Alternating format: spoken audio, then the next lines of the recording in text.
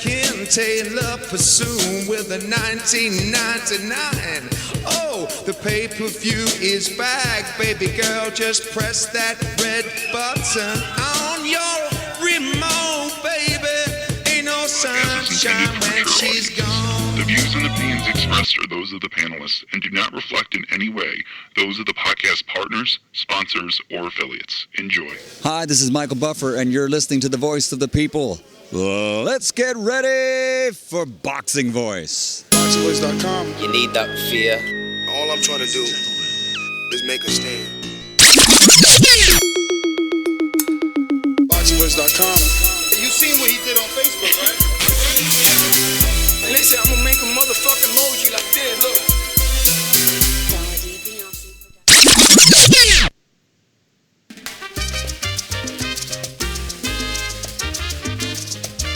BoxingVoice.com. 4 division world champion Mikey Garcia. Young boy's like fucking 39, 40 years old. 2 division world champion Jesse Vargas. Honestly, well, who has he fought? Guerrero v. Guerrero is a great fight. Kansas hasn't been fighting anything. In an all-action Mexican fight that I think is going to light up the fans in Texas and also live on the zone. Brilliant fighters and a fight that can only go one way, which is one of pure excitement. He hasn't been active. Anybody will tell you that. You know, it's not going to be an easy fight. I don't think it's an easy fight. I don't take easy fights. In fact, there was fights that I turned down because I thought they were too easy. I want to have a challenge. I want to have something that can really push me, that can really motivate me and excite me. And Jesse Vargas does that. I'm going to bounce back. I'm going to show everybody that there's much more that I'm accomplished, a lot more to deliver. I want to keep growing that legacy. I want to keep giving the fans fights to remember. What up, what up, what up? Welcome back, ladies and gentlemen. It feels like we never left. I know me and Mario had just got off here not too long ago having a great interview with eSports representative Egypt Brown. If you haven't checked that out and you are a gamer, let alone a gamer that's into boxing, you need to go ahead and check that interview out as it was fantastic. Before we can even get things started, we got Ronald Finkley in with the super chat saying, pop they top off TBV all day. Good evening. Good evening, Vietnam. What about 6 bomb emojis, I think? Or those are black period emojis. All right. So, yeah, man, a lot to talk about. Where do we start? Let's see. First things first, we got a nice, jam-packed, top rank in Las Vegas bubble.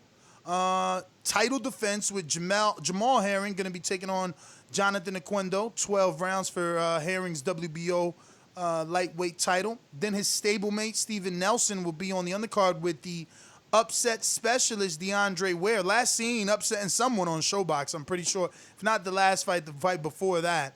And then we'll have Janiel Rivera versus Jesse Rodriguez. Jared Anderson, the real big baby heavyweight, in his first step up since turning professional, going to be taking on the rugged Rodney Hernandez, who is a common heavyweight opponent with a lot of heavyweights. So it's a matter of how he gets it done. It's really going to be the statement. Then DeAndre Smith versus Christopher Gonzalez, a TBV fantasy pick'em fight that really is down the middle, as neither man really known to anyone in the boxing world, let alone our community. But we have some real big news. Shout out to Michael Coppinger again from over there at The Athletic. We'd had him on yesterday, and today he did it again. I mean, as if yesterday his story breaking the news with the Canelo DAZN details wasn't enough. Again, breaking some more news, and his sources are indicating that NBC Sports is returning to boxing. And if you don't know NBC Sports, man, you know, it's all right. It's all right. But I do. And I remember when Kathy Duva had NBC Sports and all the good stuff that they were able to do with that. And now it's going to be different. We'll give you all the details, but there won't be just one promoter driving that NBC Sports wheel. And this has nothing to do with PBC on NBC at all. This is a completely different entity. So there was already a three-headed monster with DAZN, ESPN, PBC on Fox and Showtime, and now there's a new player. And keep in mind, no stories have broken yet for Impact, but there's some strong rumors indicating they signed some heavyweights. So boxing in a fantastic, fantastic place. We got so much more to talk about. I feel like if I keep going down that road, we'll be here forever. Let's just get this thing started. Cross the pond, Coach Midday. What's up? Corpus Christi, Mario Munguia. Hello, gentlemen. What's going on? Yo. What Enrique Church. I forgot about the legendary baby. What up, Can though? you guys hear me? Or We am I hear not you. on We mic? hear you, man. We got you. We We got you. We see that you're gonna keep trying our chin with your little makeshift microphones. I get you. Thank you. Listen, man, it's Thursday, man. It's Thursday today, man. Flagship show. That's what we love. And this week is beautiful for me, man. Like, I'm happy. My son is starting secondary school tomorrow, so I'm hyped up. You know, he's becoming a man. And yeah, man, we're gonna talk boxing, man. We're gonna talk boxing ahead of this weekend. So how old is secondary school? How old you gotta be for that? That's my son right? is 11. It's 11. Yeah, it's your high school, but you know, it's like when you first step in the big league with the big boys, right? So you know, we gotta be careful, man. Yeah, my son is going into high school, which is 9th grade. He's 14, so this is his stepping into manhood. So his first time going school shopping, and he picked a pair of Jordans. You know what I mean? Like, okay. Hey, you know the playground is rough, man. He's gonna have the right kick, you know. So wait, so your son's going to private school or public school? He going to public high school. Which one? Where? Over there? Wait, in your area? Yeah, West Orange. Okay. Oh, nah, he gonna be good then. He gonna be good. Yeah, he good. Yeah. So he good. It's even better than the public school. So, I found out like the information is out there.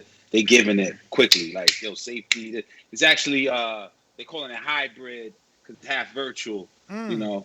Oh, you're not going full time. Okay. Okay. So what? When they say full time, do they mean half the week or half the day?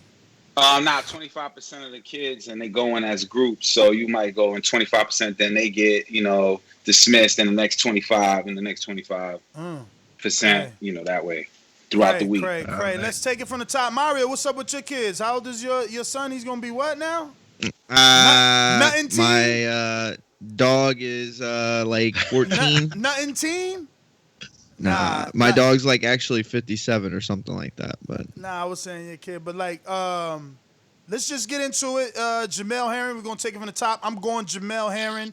Oquendo, he's even looking old in the poster, so I don't believe he's gonna get the win.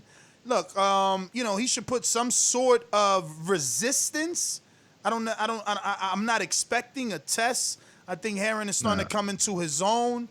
After being over there in that camp and, looking the way that he's been looking, I would have picked his past two opponents to beat Oquendo, and I could have seen Oquendo being B-sides to his past two opponents, to Masausi Ito and to Lamont Roach. I could see that. So I'm going to go with Herring, and I hope he could get a stoppage. I know he hasn't gotten one in a while. It's like 4 straight unanimous decisions, but he's gotten some knockdowns in between there. But it would be good to get a stoppage. I mean, I feel like Oquendo is old enough that you could retire him on a stool. I guess I'm with you on this, right? Like, and when you know that Jamel Herring is already lined up with like a bigger fight with Carl Frampton on our side, right? So that's what's next for them already. They know that. So it's a fight just to make sure that it gets those training camp out of his system, gets a little bit sharp. And we've seen like Frampton did the same thing maybe a week or two ago. It's going to give him a little bit of work, but not too crazy either, so that they don't mess up the fight with Frampton, right? So, yeah, I'm with you. I'm going with Herring on this one for sure. Yeah, look, it reminds me a lot of last week where a fighter was fighting and he had something much bigger, down the line if he took care of business. The opponents are a bit different and they're kind of opposite, where Postal doesn't really have a super hardcore, a super. It's his following's only super hardcore. Oquendo is known, amongst Mexican American fans. He's been around so long. He's been on the Showtimes. He's been on the HBO undercards. He's been on ESPN. Like, he's been everywhere. This guy is definitely a vet. So I don't know. I think he'll come in and he will make it a little tough early on. He's going to be a veteran. He's going to do the things that veterans are supposed to do. But ultimately, Jamel Herring is so much better than him. He should take care of business, and then it's on to the Frampton. Nasty. Yep. Real quick, Enrique, before you give us your pick, we got Ken Stone with the super chat who says, Herring keeping that strap warm for Carl. And he put the little 4-leaf clover for the luck of the Irish. But Enrique, any predictions? That's a 126-pound division. I'm really not a follower of that division. I do hear Herring's name the most. So I'm just going to say I'm going with the A side. This not 130? Nah, it's 126, isn't it? Like a light featherweight. Junior lightweight is 130. Yeah, junior lightweight's 130. Yeah, lightweight is 135. Junior lightweight 130. Yeah, this is 130, not 126. Okay. Frampton was fighting at 126, a while back. But I did. Enrique, let me help you. Let me help you because you're saying that you don't really follow this division. You do. Remember, I know. Shakur's in this division. Yeah, Javante, Leo Santa Cruz, Miguel Burchell, Jojo Diaz, Tevin Farmer. Wow. See? And it's the names, man. It's the promotion behind the name. Like Oquendo, I don't know him. Herring, I'm hearing about him. So the promotion is just not on my radar. Again, I've been uppercut by COVID boxing because I just kind of gave up a little bit through the bubble. But I'm back, and if Frampton is the guy that's going to fight Herring, if that's how I'm pronouncing his name, if I'm pronouncing the name correctly, that's a fight that I'll tune into because Frampton is well known to me. I like what you're saying, Enrique, and that's sad, right? I think they should be doing a bigger job with Herring because he has a hell of a good story, man. He's like a fighter that should be likable. That is likable to me. He's like he's from the army, right? So he served the country. It's not hard to sell someone like him to the casual public. So they should be doing more to capture your audience, casual, so. And that's going to be a damn hard fight with Frampton. Jamel Herring is he's a tough dude, and he's talented as well. So, man, we'll see, man. Yes, sir. So, on the undercard is Jamel Herring's stablemate, Steven Nelson. Steven Nelson, he's been doing what he needs to do every time out. 168-pounder. I want to say I'm going to Google up real quick and check that resume. I want to say he had one test before this. But this is a decent one. Yeah. It kind of decides. It kind of depends on who you think's a test. Well, I mean, Deshaun Webster would be a decent little test. Derek Finley, I guess. Derek Finley's definitely a good little test.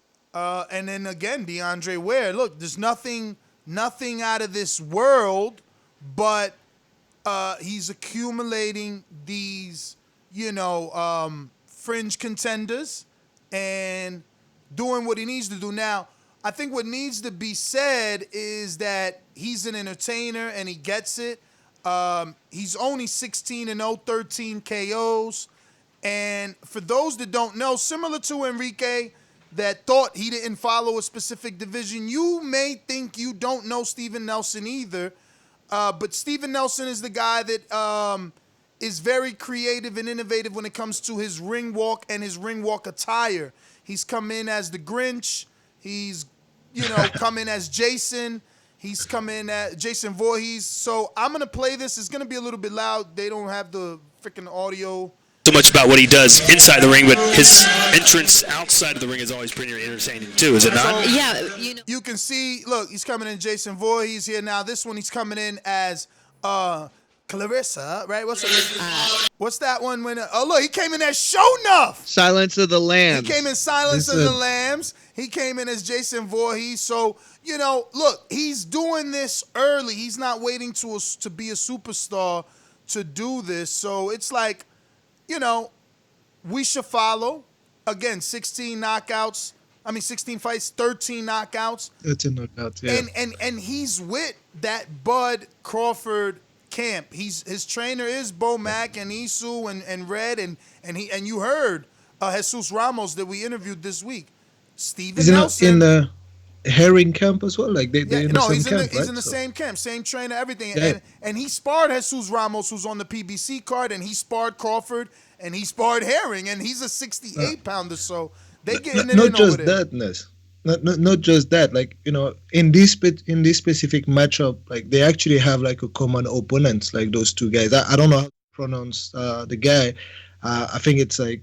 It sounds like Eastern European to me, like Croatian, maybe Cilic and Kem, Kem Cilic, and then he actually stopped him, whereas like DeAndre Ware lost to him. Like so, if you're gonna just go opponent for opponents, like that gives you an indication maybe as to who you should favor slightly in that fight, and that's what I'm going with.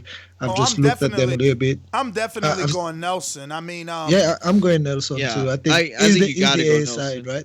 And his record suggests that he can punch, and like when I've seen him, he can actually punch. Not like one-time concussive, one time like that will put you to sleep, but like the accumulation of heavy blows will take you out. And he's a decent boxer, also a good mover for a super middleweight as well. So. Yeah, I like him. And again, man. I think there's the service connection as well. If I'm not mistaken, I think he's either an army guy as well. So that's a pretty good thing, and you also got to remember, he's the undefeated guy. He's the top-ranked guy. DeAndre Ware is the upset specialist. He's the guy that comes in, and if he could get it done, he gets it done. He got that win. His last upset was over the brother of Rashidi Speedy Ellis. He beat Ronald Ellis in an upset on Showbox. And, that was definitely an upset. Then he just lost to Vladimir Shishkin, who is a Dimitri Salita fighter, I believe. But let me go ahead and get to, I guess, the next one. I'm going Steven Nelson. I don't know Janiel Rivera. So I'm going A-side. DeAndre Smith, don't know him. Or Christopher Gonzalez, I'm going DeAndre Smith. I don't know any of these other dudes that are on here. Not even the A-sides or the B-sides. Like Jose Martinez. Well, is this the Jose Martinez, the former Olympian? Let me double check, because damn, I don't think fast. so. I don't know, man, but it's definitely been hard to just like look into some of those fighters. Like for example, DeAndre Smith. There's really not much available on YouTube for him, except honestly, I only saw amateur stuff. Yeah, amateur stuff and pad work with like a coach like most recently. So yeah, that was kind of hard. But we gotta be careful. I think like some of those fights have changed also. Oh my God, when I looked at box, right? This opponent is different. This Jose Martinez, this fighting, he just lost his last fight. He's 2-1. They trying to keep the price down on the cost of the total fight. I thought it was another Jose Martinez that's like 30-something fights in. It's like, nah, click the wrong one. I thought it was Puerto Rican, right. The Puerto Rican with the 20-something fights. But anyway. Yeah, man, so nothing really there to talk about. Moving on to the real juiciness. Mario, I hope you read the article, man, because I think maybe I did. You would do a better job of giving out the details, but... Yeah, I mean, I listen, I definitely read it. I'm definitely excited as you are. Essentially what we have here is NBC is back into the boxing game. They're back into the boxing fold. Who is the promoter that they have signed to give them fights? Answer is nobody, because they are going a completely 100% different route. For For the first time, as far as I know, the only other time I think Mike Coppinger mentioned was USA Network's Tuesday Night Fights. This is the first time where there is no main promoter. The way that the terms are like, okay, like ESPN has Top Rank, right? PBC has Fox and Showtime. And then obviously Matchroom and Golden Boy have DAZN. This is going to be called, what was it, Ness? I have it pulled up right here. It's called Ring City, and it's a sports media platform startup, which is going to kick off the promoter-less boxing series on November 19th. And it's going to be, on November 19th is the first of 3 Thursday night events on the NBC Sports Network, which is basically like the sister network, like Fox has Fox Sports this year. And 2 more dates will follow on December 3rd and December 17th. And by the time this ends, coming into 2021, they're going to embark on a full slate of fights. So the idea here is that this is going to be a lower level type of cards, but they're going to be based on action-packed type of marketing. I'm sorry, matchmaking. This is like a slightly above Showbox. Bro, what are you talking? Who do you think's going to be on there? Yeah, no. I was like, I mean, the way that you say, you like, yo, it's gonna be like low level, but I think that the best way to sum it up, level. I think that the best, then like an Earl Spence and like all that. They're not gonna be the top. Yeah, they're not gonna be the elite, but I think the best way to sum it up is that it is gonna be the budget of Showbox. Right, slightly more than Showbox. Slightly more than the Showbox. Yeah, budget. Slightly more than Showbox budget, except that they are not buying a fighter. So it's not like they're gonna get invested into Brandon Lee and Jerron Elliott. No, they're buying fights. They're not gonna have to push a certain fighter that shows all their development fights. They're pushing exciting matchups. That's what they want. They want to give the shine to those guys that would probably not be top of the bill or with a big promoter, and it's like a no strings attached, right? So it's just like a one-off. Then you go back to with your promoter if you do well. It's a showcase. I love those type of ideas, man. This is innovation. This is entrepreneurship. This is like trying to change the game. So I think we've got to embrace it, and some of those fighters have to push for those things. I think I've seen even like in the UK, I know of some fighters that have some kind of agreement with their promoters to say, hey, can I go and fight on lower level cards? And which is good because it keeps them active. But at the same time, those lower level cards don't give them the exposure that this Ring City seems like it's going to give them. So it's all about like getting exposure and being in like a 50-50 exciting matchup. And you don't have to be scared to lose your O to take part in those type of fights. Definitely. You have to go in there and say, I'm a killer. I have to go in there. If I lose my O, I lose my O. But I have to go and give you all my all, right, and shine. Well, the way I likened it is to like the moments that we used to have on ESPN. Like ESPN later on, it got really bad, Friday Night Fights, right? But there were times where we got like, Rodriguez, Powell, and we got good fights on there. And this is basically what it is. Right now, Kathy Duva is one of the promoters that'll be supplying Ring City's fights, along with Lou DiBella, Demetrius Salida, Tom Loeffler. So like there's a lot of, great fighters. There's a lot of interesting matches to be made. Like this seems to me more like what everybody hoped DAZN was going to be a little bit early on before, they actually came out. It's like a platform where, hey, they don't have any ties yet. They're not going to make any. They're going to buy the best fights. This is going to be awesome. Then, of course, they went and got, one major tie and then 2 major ties. So this is different. This is based off of matchmaking. This is going to be really cool, I think. I definitely can't wait to give it a shot. And what's interesting is they're saying that they're going to be brought to you in famous gyms across the country. Ness, did you get that part? That was interesting. Sure did. I did. Some of the famous gyms across the nation. Gleason's, would probably be a place they would go. Yeah. You go at like Freddie Roach gym and all that. So they mentioned LA and somewhere else. They actually were specific. Now that I remember, but I think that the most exciting part is that the budget is going to be more than Showbox, and that they're not committing to any one promoter. They're not committing to any one person. And the verbiage in the article was that they're buying 50-50 fights. They're not buying. They're not buying showcase fights. They were specific about that. Now, is that the mission statement to get us all excited and juices flowing, and then they start showcasing guys? I hope that's not the case. But so far, that's good. Especially better than Showbox. I mean, think about what they were doing, right? Like, how much was Espinoza giving Jaron Ennis to beat up on Iabov, right? So what was his budget? You know, understand? Like, you could have put a good fight on, but you put a dude that you wanted to showcase. Like, so I'm excited to see what they do with the money. Who's heading this venture? Like, because like, to me, it's actually old eight. Oh, I'm sorry. Go ahead.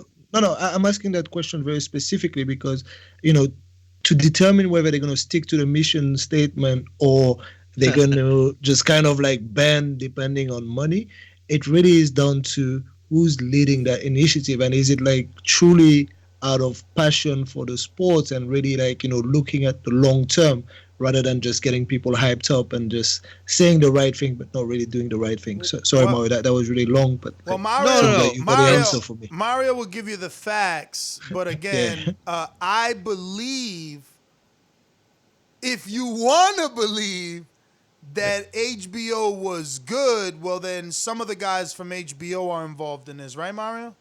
Yeah, it's actually a lot of the former HBO sports executives. You have Evan Rutkowski. Then they have a lawyer, Kurt Amoff, and then former Contender consultant Sam Katavosky. They call him Cat, I know, but I like anyway, that, so Contender was 50-50 type of thing, and yes, like, so yeah, and and HBO too with with Boxing After Dark, like early on, that was a place where you got pretty good fights. There were pretty decent matchups. Later on, it did adopt the model of showcasing tomorrow's stars and not necessarily high profile fights, but this is going to be fun. I think this is going to be good. I think that boxing has needed a place where it can just go to be guaranteed the best fights, optically or like ostensibly. Like, it's just, in theory, you go and that you're always going to get a good fight. That's what ESPN Friday Night Fights was for me for a long time. It was like, are they the best fighters? No, but they have some pretty good matchups at times. You know what I mean? And then they had the Boxino. It was like a lot of different stuff that they did before towards the end. And so this should be, I think, a winning combination, at least I hope. I mean, I'll be excited if I was a fighter looking to get like a bit more shine from my promoter, right? So I know that maybe I just need to do a few things to prove myself. Then I'll just be knocking at the door of my promoter and say, hey, just sign me up for this. And then, I can come back to you, when I make my name even bigger, right? So I think that what the beauty of this is, and correct me if I'm wrong, Mario, that's why I'm glad that you read it as well. I feel almost like the author wrote it in a way that has you believe that the fighters are pitted against each other. Like that they're fighting for that comeback because there is no investment in the fighter. Yeah.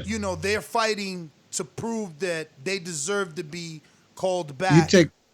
You take two hungry fighters, and you can just create lots of good matchup, like fighters that are, in desperate need of a win versus like a high, not a high prospect, but a prospect that is showing some sign of doing good things, right?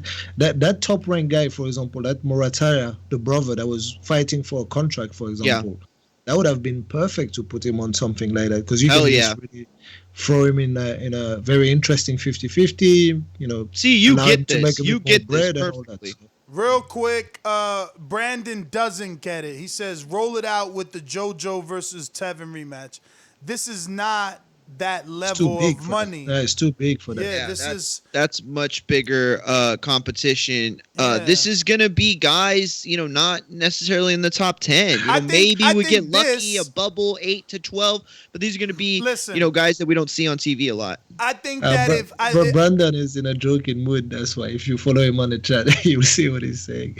I think that if Steven Nelson wasn't signed to a promoter, DeAndre Ware, Steven Nelson is the perfect main event for it's a good fight for Ring City.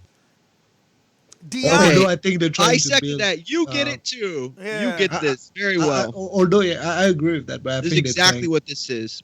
they're trying to build Nelson though. Like that's what I'm thinking. Okay, Well, and that's yeah, the thing. and That's why you're they're right. not going to work with the top ranks and the PBCs But and the you're Golden right. Boys. The guys that are trying to build those stars like that, which is fine.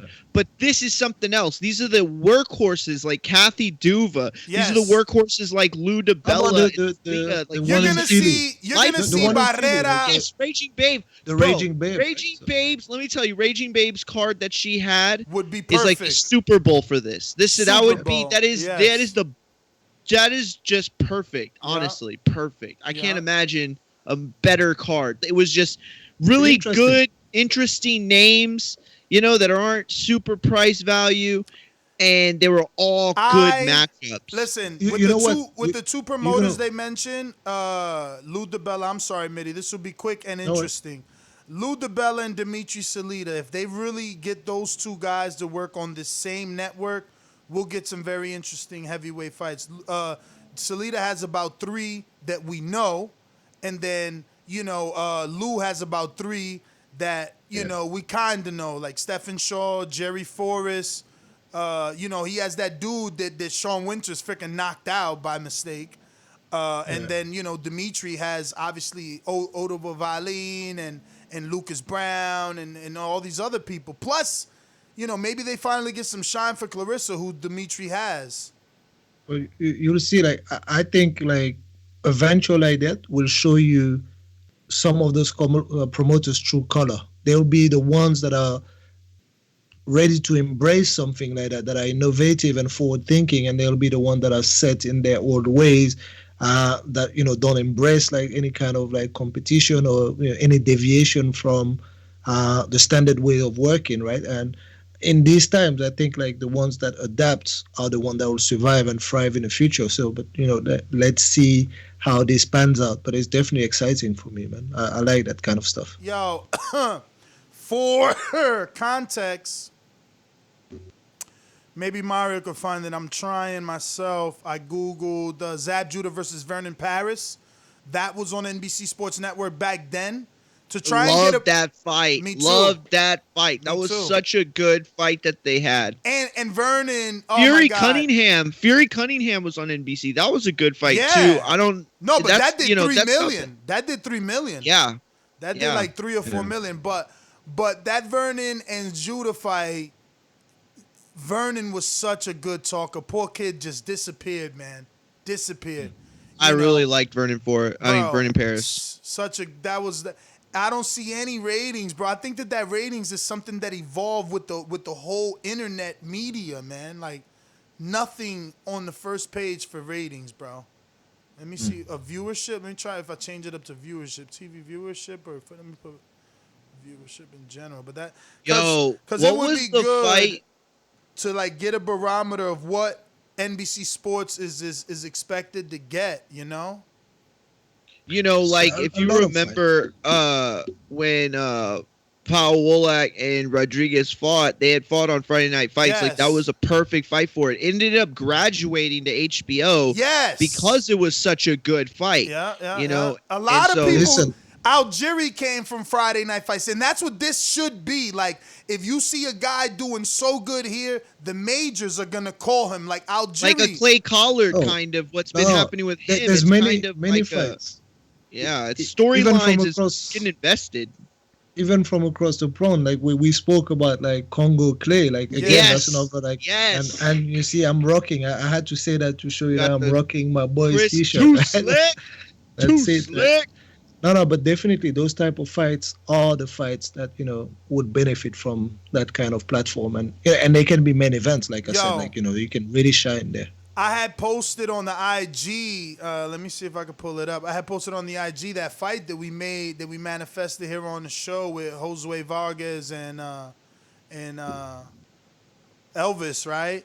So, so I seen Clay liked it, and you know, we were on in that interview with Clay. You know, I had asked him about. Oh my God, I gotta show y'all this. This is hilarious. Did y'all see Teofimo? Look at this, y'all. Yeah, I've seen that. Teofimo and Ryan stuff. He's yo, oh my God, I got to meet King Ryan's stunt double. Yeah, when you say King Ryan, you sound like Oscar, man. You say it with his voice, man. Yo, he's hilarious. Yo, Teofimo in that mustache too. He looks he looks real Mexican, and he's not even Mexican. So this is what I posted, and look, it got good traction, 455 likes. People all over this too. Some people feel disrespected that Josue is in this type of fight. And majority are basically saying that Elvis would knock him out. So not getting too far off topic. It was all about Luther Clay. You brought him up because of the Congo fight. So he liked this.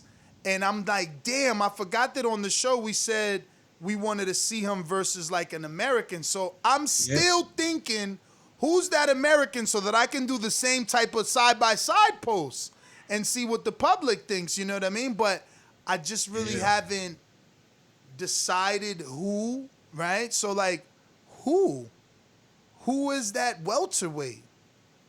I know, man.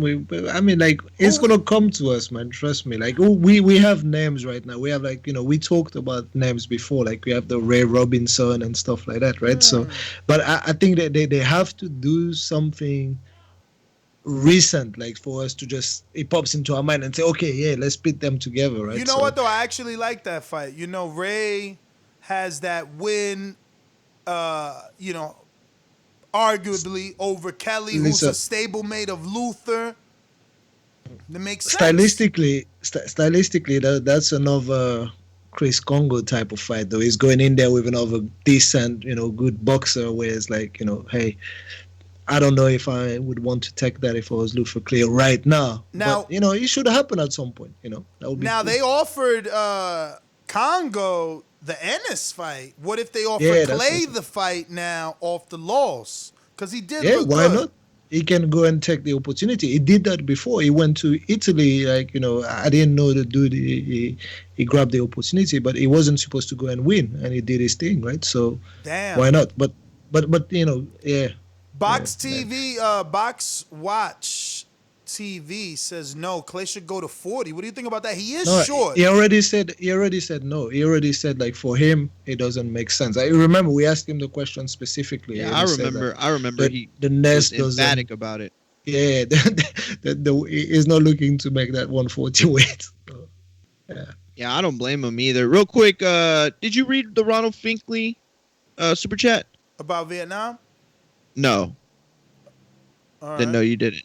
Ronald Finkley says, I'm going to get my pick'em, bro. Let's work fantasy prediction. Was there another one? No, but remember the polls don't close till tonight. So if he's a patron, he got till midnight tonight to put his picks in. Oh, got you. Okay. Ben Federica says, TBV in the house. Shout out to Ronald Finkley, Doomy, Ness, Mario, Mitty. Congrats to your son, 100. Sorry, but Arreola can't take them bombs anymore. Hashtag bomb squad. Still going to be a good fight. Appreciate that, Ben. Appreciate. Thanks. All right. Sticking to the script because we got a lot here. We're going to go I went overboard today. Oh, man, it didn't save the bolded stuff? Nah, and it didn't have numbers today, but it's all good. Going that's to weird. Andy Ruiz is today's next topic. Andy Ruiz. This is a bit of a twist, Mario. Facts. Yeah, Andy Ruiz, Chris Arreola was slated, or I guess rumored to be going November 7th, which was also going to be the same as the Luis Ortiz versus Scott Alexander card. Now, they're saying that Andy Ruiz and Chris Arreola could end up as the undercard for Spence-Garcia or Wilder Fury 3. Spence-Garcia is supposed to be November 21st. Wilder Fury, December's the last date they gave us. We'll go with that. But this is coming per Keith Idec. However, Luis Ortiz's return to the ring versus Scott Alexander, who fought Travis Kaufman, if you'll remember, and lost, will happen still on November 7th on a Fox card. So, yeah, a little mix up than what we originally slated, but it looks like we are going to get that fight one way or another by the end of the year. I'm wondering whether the move to the Spence-Garcia card is based off of not weight, but just time getting prepared for Andy. And then perhaps Chris as well. And then maybe Wilder Fury as the backup is like if we need an eject button and like he still needs a few more weeks, we could just kind of push it a little further back. But, even if it is that or isn't that, it's not a big deal one way or another. We're starting to get back as a country and fighters are starting to be able to use the gym more regularly. So, who knows? But he has been working. You've seen that, and you've seen he has said that he will be with the Canelo camp very, very soon here in September, I think, right?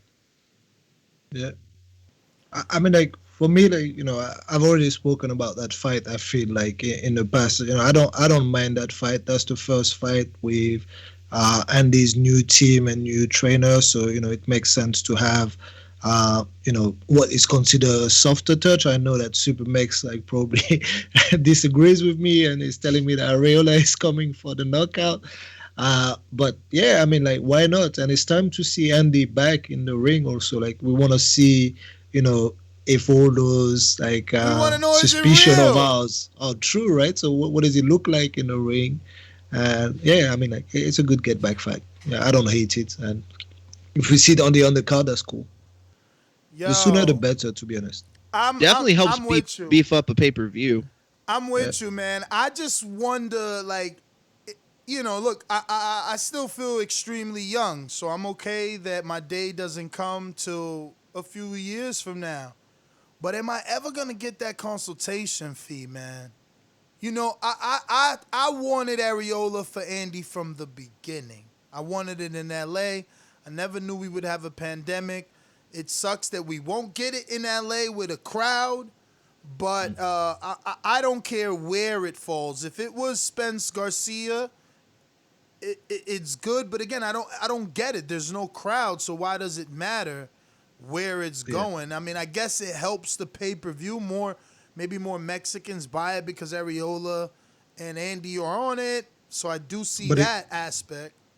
Is there enough money for all four of them, though, you think? Because Andy, I would imagine, would want something decent as well, right, in that pot. So does the pay-per-view make up for that money? Andy won't get a cut of the pay-per-view. Andy's going to get his mandatory minimum purse. And, he'll be on the undercard of a big fight. If he helps boosting the pay-per-view, man, as a co-main event can generally do that. I hear you. Chisora did that too, but it's different. Andy understands that he's the B-side to Earl. And then for sure. And if it's not Earl Garcia, because like the rumor is, if it's not Earl Garcia undercard, it's Wilder Fury, B-side again. So it's like you could just be happy that your promoter is putting you on those big cards. That's like when Danny got to fight on Mayweather undercards. You think they gave him a cut? No, helping it's you. True. It's true when it's really when you're really not bringing anything. But if you're saying that that helps driving a demographic that is bringing to the table, when they sit down at that table, they say, "Listen, you didn't bring me just like that, right? You just brought me because you want those extra buys in there, no problem. So where's my cut on that, right?" So that's the negotiation power that you have. But I do understand that he's not in a position to ask A-side status or more money than those guys. Definitely not. But he's entitled to negotiate a little bit. I don't know. Listen, I'm gonna be willing to bet that if he is put on the Spence or the Wilder undercard, he is gonna be at the top of that bill. That commercial is going to be Earl Spence, Danny Garcia this Saturday. Don't forget heavyweight Andy Ruiz. Like, it's going to be one of those things where it's like a separate attraction, but still part of the selling of the attraction. You know what I mean? It's not going to just be an undercard fight. Listen, it's a main event, co-main, right? Is this simple, Mitty? Andy could expect money, but the question is there a network that would pay for this as a main event? I don't know. Not as a main event. So then he can't. I guess look, as a main we event just got on Iris TV, Lindy not Lara as a main event. We could get Andy Ruiz-Chris Arreola. You're right. You're right. Not for a pay-per-view for sure. But I don't know that answer for sure. But I'm pretty sure that Katie Taylor got a cut of the pay-per-view on that DeAndre Ware undercard. I'm pretty sure of it. Because she brought in the Irish. Yeah. She brought in the Irish views. If you're saying he's going to bring in the Mexican views with Arreola, he's going to have to sit down and say, "I want some." Yeah. Yeah, I think that they're probably covering him under his mandatory minimum. Like, yeah, seriously. We expecting you. That's why we paying you your mandatory, because we're expecting you to bring in those numbers. That's why you get paid what you get paid. Remember, Al is paying these guys. Like, Luis Ortiz turned down 7. And then it was reported he got that 7. So it's just they getting the money that they want. So they got to do what is needed from them. But again, for Andy and Arreola, regardless, either side, left or right turn that they make, it's a great opportunity to be on either undercard. Sure. I would love it to be on the Wilder Fury so that it could be a throwback to when I was younger and Don King put on pay-per-views, and it's all heavyweights, man. It's like big heavyweight pay-per-views. Big heavyweight. Like, give me that. Like, make the division and the sanctioning bodies and everybody work. By stacking it up with heavyweights, it turns the divisional wheel. I agree, and I think, and definitely, if Andy is not gonna make the money that I'm saying he would make and get a cut off pay-per-view, then definitely throw him into the Wilder Fury undercard, because it's an all heavyweight affair, and it doesn't hurt the bottom line either, because he's gonna take his mandatory money, like you said, right? So if that's the case, I'd rather have him under the heavyweight card. Mitty, it's just my opinion. You could be absolutely right. Like, he could have gotten so much clout from a business standpoint off that AJ win that his new contract has different verbiage, and you're right. It's like, you can't use me if I'm not being paid. I don't know. I'm assuming like I do best. So, Anyway, big Yo, can I get in? Oh, he's back. Mr. Jump In and Out. What up? Talk to us.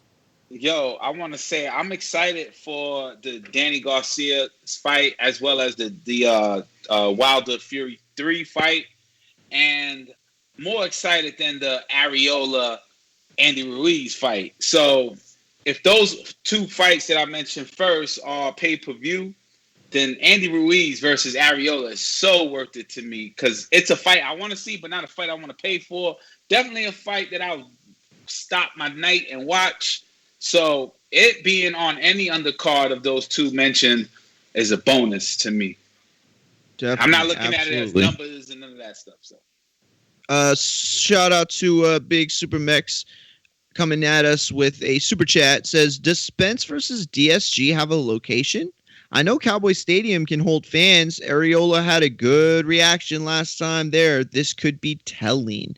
Yeah, that it's funny that he said that. I was thinking the same thing. I was like, I should have mentioned that, Spence being from Texas having a large Hispanic community, a fight like Arreola Ruiz makes sense. But it does make if it's in Texas. Yeah, we are. Crowds and all that. I thought it was in the studio somewhere.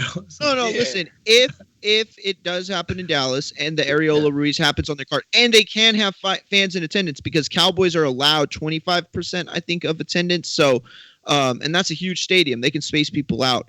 That would make sense. That's but that's a big if, because you're right. I honestly don't think that happens at all. But I can see the 25% being a factor in that stadium, because it makes a whole lot of sense. How many seats did that hold?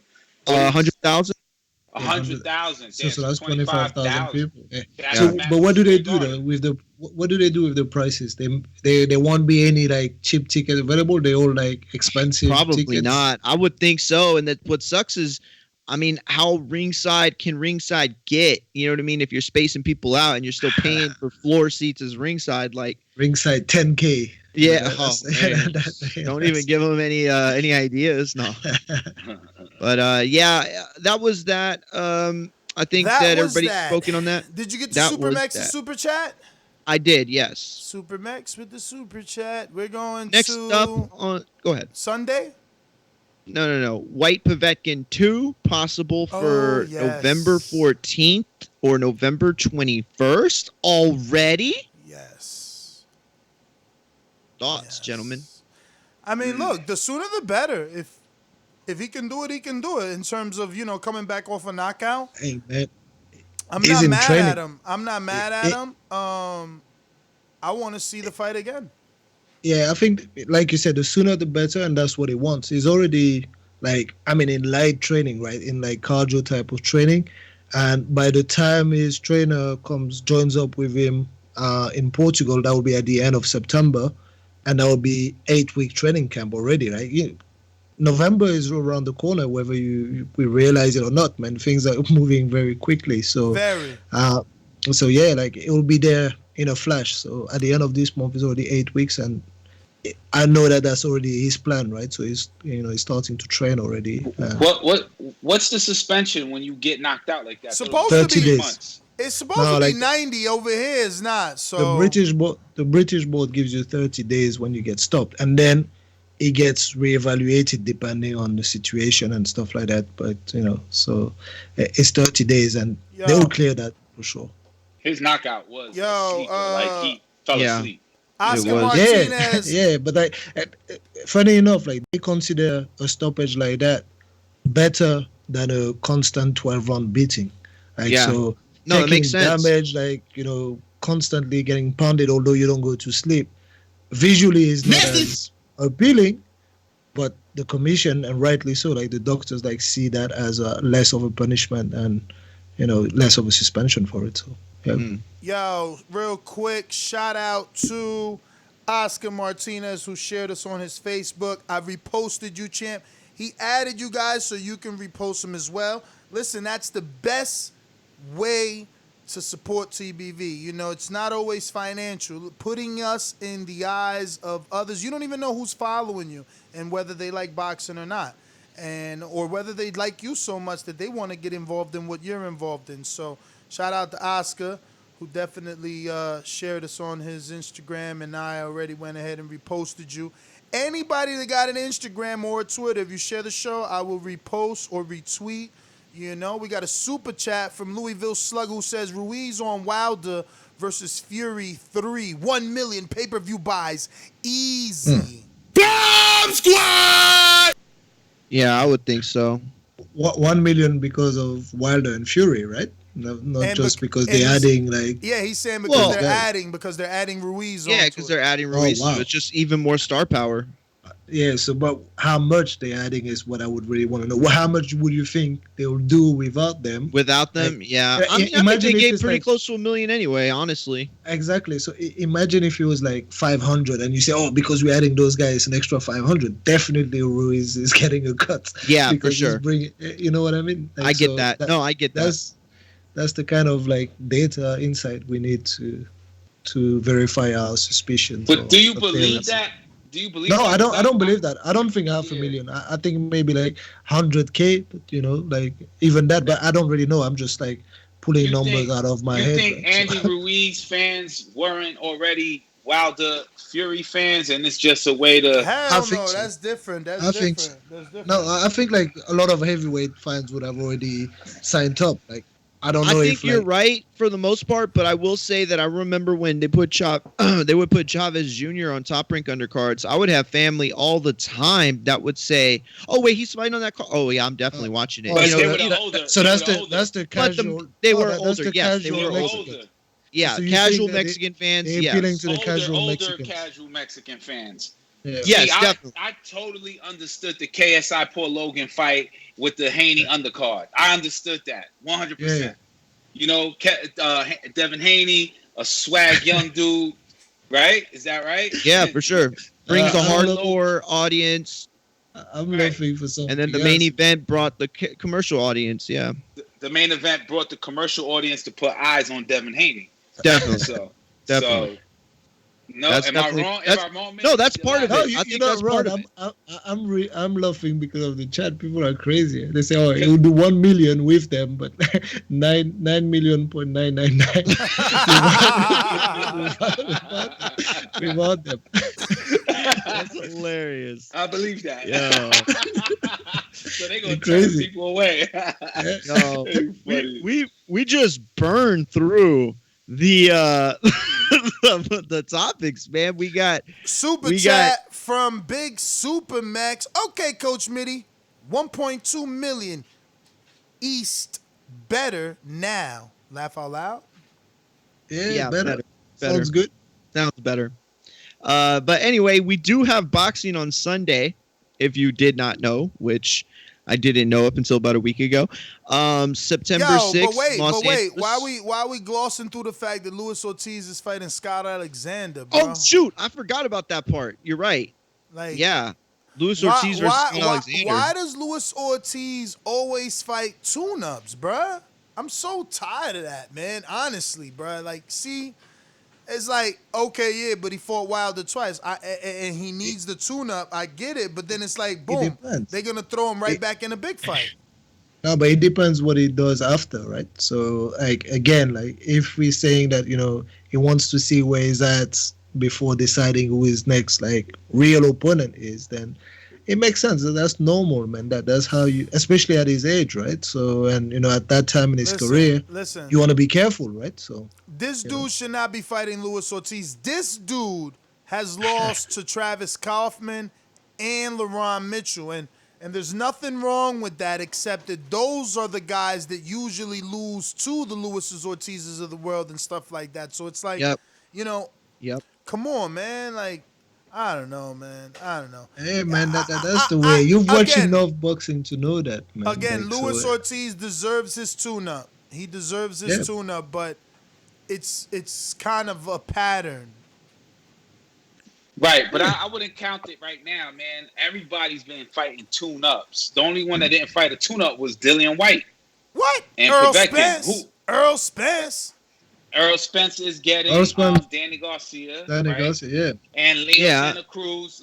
But those are hot names, guaranteed money. Exactly. Luis Ortiz ain't guaranteed money. You want to be a hot name, give us some guaranteed money. I understand what Casual is saying. He's saying at the very top, like there are very few that are jumping into hard fights. Like we have maybe like 4 or 5 hard fights this year only, right? So, but the rest of them, either it's like B-level, domestic level fighters that are trying to make a name for themselves, so they pit it against like another name like that, and that's an interesting 50-50. That's what we want to see to keep it entertained. But the other top names, they're not really doing that. They're fighting like, soft touches, right? And that's a bit of like financial reality of it, and a little bit of like, let me plan my next move. Let me make sure that, I do the right thing for my career and for my next fights when we can have crowds and stuff like that. Right? Well, you can also ask yourself, Mitty, like, who is left? You know what I mean? Like, if you want a fight, on that date, which was, I think, November, if I'm not mistaken. Yeah, November 7th. You look at the schedule and you just, I don't know, Tyson Fury, no. Wilder, no. Joshua, no. Like, any big name you're talking about is already, either tied up or has already said that they're not fighting because they have a very specific match in mind that may or may not work without fans in attendance. So it's just, it's one of those things where I understand where Ness is coming from, but, what can you do, really? I agree. Yeah, man. Right. I don't know. But I don't know. I just think that there hasn't been any fights. You know what I mean? I'm just saying. People saying he need a tune-up because he lost to Wilder, but Povetkin is rematching Dillian, so like he could easily, get in there with a better name. And most of the fights get paid for And like he's by the been network, out. right? He's been out for a long time where you don't even need a tune-up because you've been out so long. We talked to his manager. We talked to his stablemates. He's been sparring. He's been working. So, I mean. So how long would that be? Like, that would be a year exactly, right? So didn't he fight like Wilder in November his last year? last fight was November 23rd, 2019. So he coming up on November a year. last year. That'll be a year exactly, right? So Coming up on it's understandable. You're out of the ring that long. Like, just go and get your tune up. Just, make sure you reset everything, and then what you do next, it will determine how we react to you, right? Yeah, because if he fights a big name, Big Super Mex with the super chat who says, Ness, can you get Angel Garcia on? Hashtag unmute Angel. Yo, I hit him up the other day. I hit him up the other day, no answer. But the minute he answers, I'm gonna go ahead and jump in the whip and just go down there. Yo, I meant to say, I'll go down there with you. I meant to say, yeah, man, he's been off for a year, Luis Ortiz, right? And comes back and fights somebody with a name and gets hands put all over him. Then we start saying, oh, he was ring rust. He didn't fight a year. So I'd rather him get a tune-up. Yeah. So there's no excuses. Yeah, and also that makes sense. there's not that many fight left in the bank for him. At least that's what we think, right? We can't, discount the old dude like you said. But yeah, I don't imagine that there's not 5 fights left for him, right, in his career. I think there's maybe 3 fights left in his career, and maybe 1 big money fight. So you want to get like 2 tune-ups and then make sure you get the big money fights and do your thing. That's why I wish Big Baby Miller was still in the mix, man. He kind of. Oh, that's a hard fight. Yeah, no, but I'm just saying he would have been another name because it seems like all the name brand heavyweights are all tied I mean, like, up. there are people that have disappeared. Like, has Brazil received come back yet? Like, Brazil fought recently? Brazil, I ain't seen him in a minute. How about the other dude, like Washington, Joe Washington? When was the last time he fought? Been a while. Didn't he come back on the Hellenius undercard? Oh, okay. So he's kind of. I don't remember.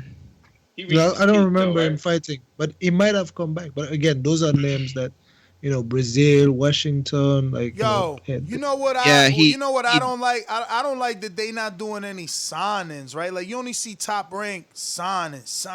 Like, where's PBC new signings? Like, we heard rumors Hooker going over there in Regis, but. And there's rumors of Darmani, but still nothing official and definitely not as, in your face as Top Rank. Top Rank is like putting out a new image, signed. Like, they're signing all these Olympians, all these, national champ. I mean, listen, somebody better sign my boy, man, Kashai Elliott, man. They better not, 10 nationals, they better jump on that. He going to beat the brakes out of a lot of middleweights.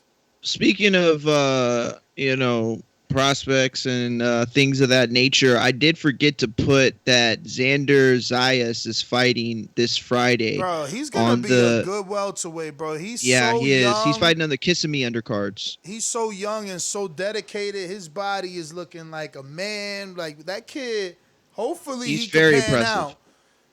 Yeah, he'll be on Telemundo this weekend. If you have it, it is at 11 Eastern, Friday. I got to try and record that, man. But I'm Although sure the he's event going to still doesn't have a fight. He's going to knock somebody over like a bowling pin. Definitely. On to the Sunday Los Angeles Bubble Fox. I love it. Sunday fights. Yordani Urgas. What time is this going to be Eastern? Let me check. They're usually like 2 o'clock, right? 3 o'clock maybe. Is it? On Sundays it usually is. I thought it was Sunday evening, like when I saw. Oh, is it? What? On the picture, like so. Let me check. I hope you're not right. Yeah, I thought it was Sunday evening. 1 second. Info. I guess we would just do a fight chat, huh? Let me see. Oh, you're right. It's much early. Yeah, it starts at 7. Yeah. 7 p.m. No, it's 8 p.m. Eastern, 5 p.m. Pacific 8 p.m. time. Eastern, yeah. 8 p.m. Eastern. Dang. So we're going to be on air for like 2 hours. And then we're just going to transition into Yordanis Urgas versus Abel Ramos for WBA belt, apparently. Yeah, that's headlining. Where's that airing? It's gonna be on Fox. Ooh, that's a bad The date. main I don't think Fox. that's gonna do numbers, man. That's Labor Day weekend. We forgot. Oh, you got like a long Word, weekend, right. like Yeah, We have a long weekend. A long weekend. Yep. a long weekend, and then that Sunday is considered the day that you holiday. You know, that you have barbecues. Oh, and so you're saying like celebrate. people Day go is to the a club holiday. and Nah, it's not a club holiday. Not It's like more family stuff, like it's barbecues. more like barbecues and ah, so why not? Yeah. Why not Late, like have the TV on? like, Like hit- once you have your barbecue and all that. Like, I mean, Yeah, that's yeah. possible, but who knows? I doubt I that. always felt like these cards could do well. Everybody at home chilling. Like I always feel like, but then again, I don't know. My family thinks it's okay to watch boxing while every other family's over. I just don't know how many other families are like that. But yeah. So and you also have in a title fight, Rancis Bartholomew fighting Alberto Buello.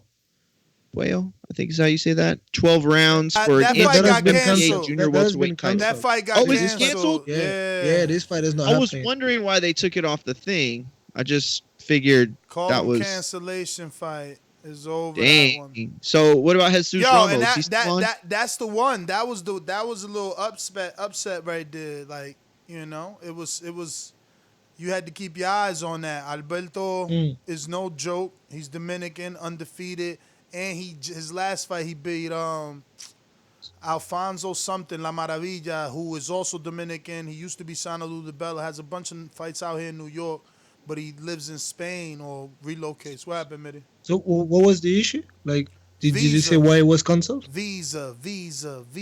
Oh, visa Dominican. issue. Dominican. Visa Oh, wow. issue.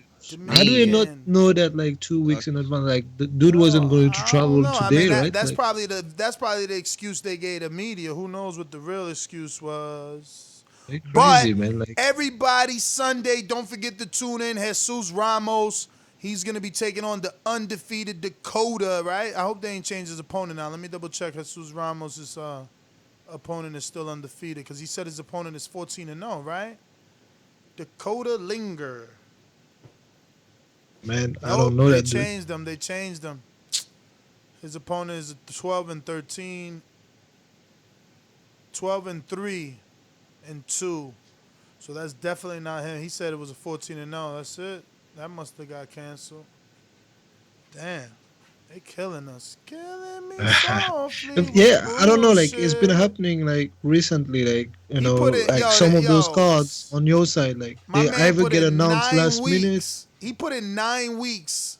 He put in 9 weeks in the Crawford gym to fight a dude whose last 5 are loss, win, loss, win.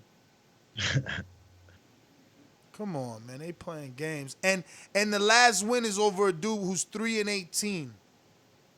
Come on, man. Like it's Wait a investment minute, for the wait a future, minute. man. You do your Yo, thing. this man. is even crazy. Look, so the dude Dakota, who they have him scheduled to fight, isn't even scheduled on BoxRec to fight him. He's scheduled to fight Omar Juarez, who's undefeated.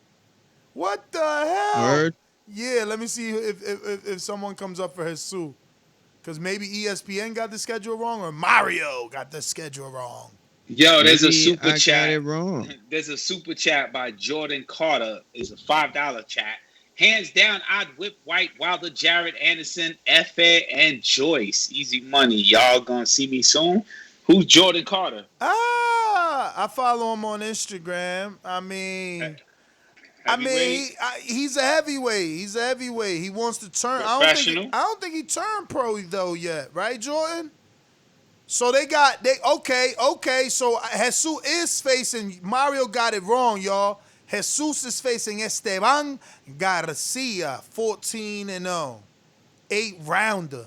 Okay, Jesus, we gonna wait. We gonna be but Esteban is 14-0 in Mexico, bro. He never fought outside of Mexico.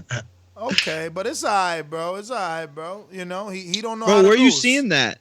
BoxRec. Oh yeah, here it is. Oh, you know who's fighting Dakota? El Chucky is his name. He don't know how to lose, Esteban. So You know who Dakota's fighting? He's fighting Omar Juarez He's a kid from Brownsville, undefeated featherweight, I think he is. He's really good. He's from Texas. Okay.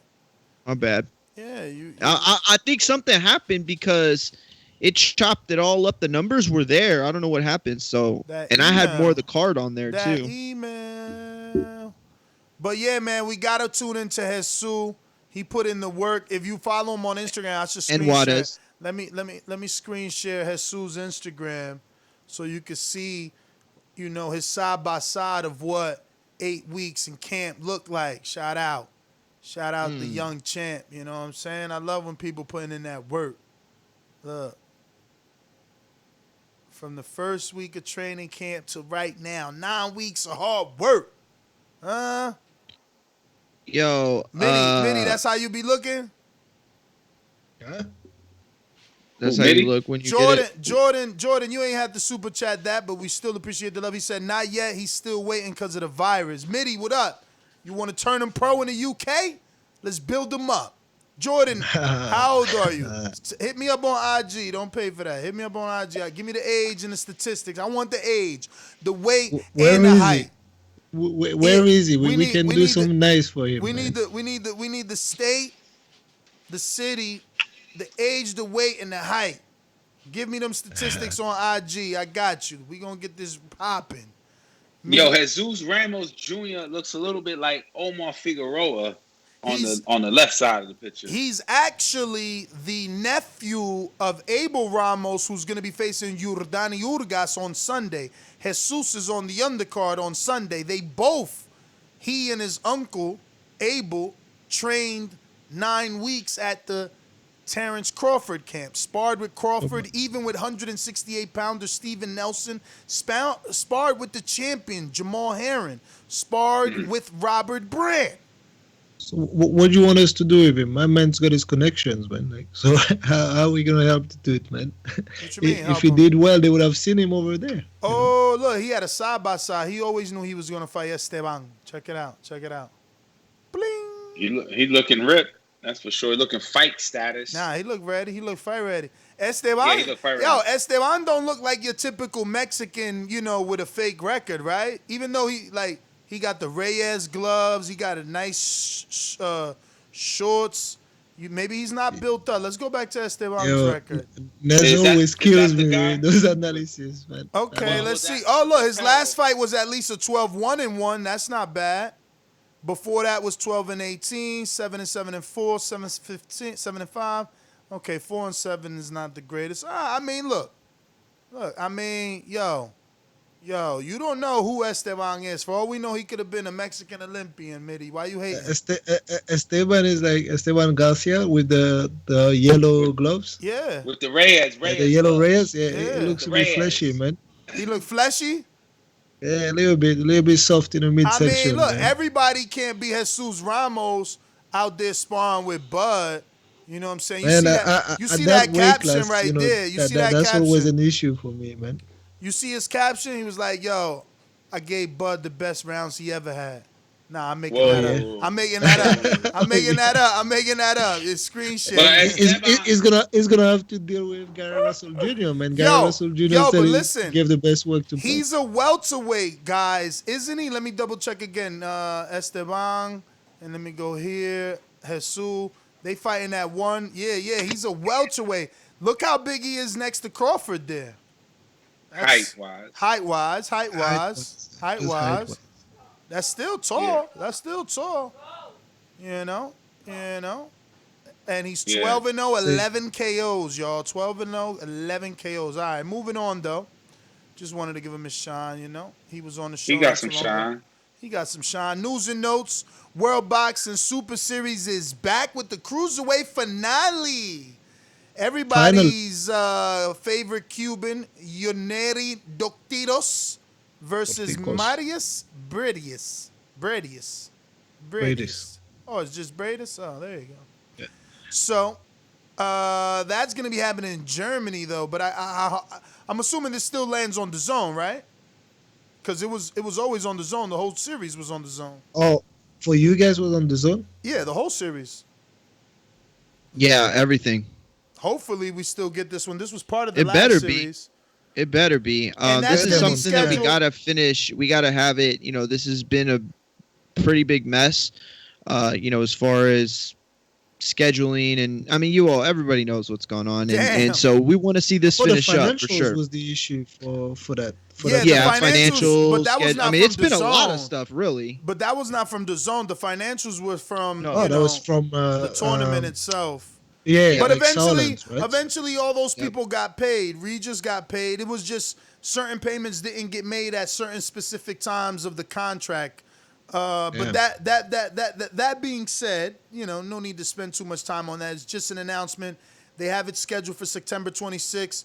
More news to come as it follows. But the big news, I don't know why he put this all the way at the bottom. You know what I'm saying? A lot of hate going on, man. Where's Do Me When You Need Him? I need that Puerto Rico soundbite right now. Where is it? I don't even know. I don't even know. I can't even help Puerto Rico out right now. Wasn't always at the bottom. Damn, that's some BS. But whatever. Listen, Edgar Berlanga is back, according to breaking news. Mike Coppinger, and he's about to step in there with Lanel Bellows from the TMT Promotions. Okay, never been stopped, and I don't even think he been down. Okay. So I think he has been down. By who? I'm checking now, just because you said that. Bellows I think in his last fight. Last fight, Bellows down in round 2. Damn, Jones down in twice in round 3. There you go, Bellows. You knock me down, I knock you down twice and knock you out. Yo, who you think's winning this one the way you're talking? Oh, you know who I'm winning. You know. Berlanga. Yeah. Yo, listen. Yeah, it's a good fight. This is a really good fight. Bellows has been around the block.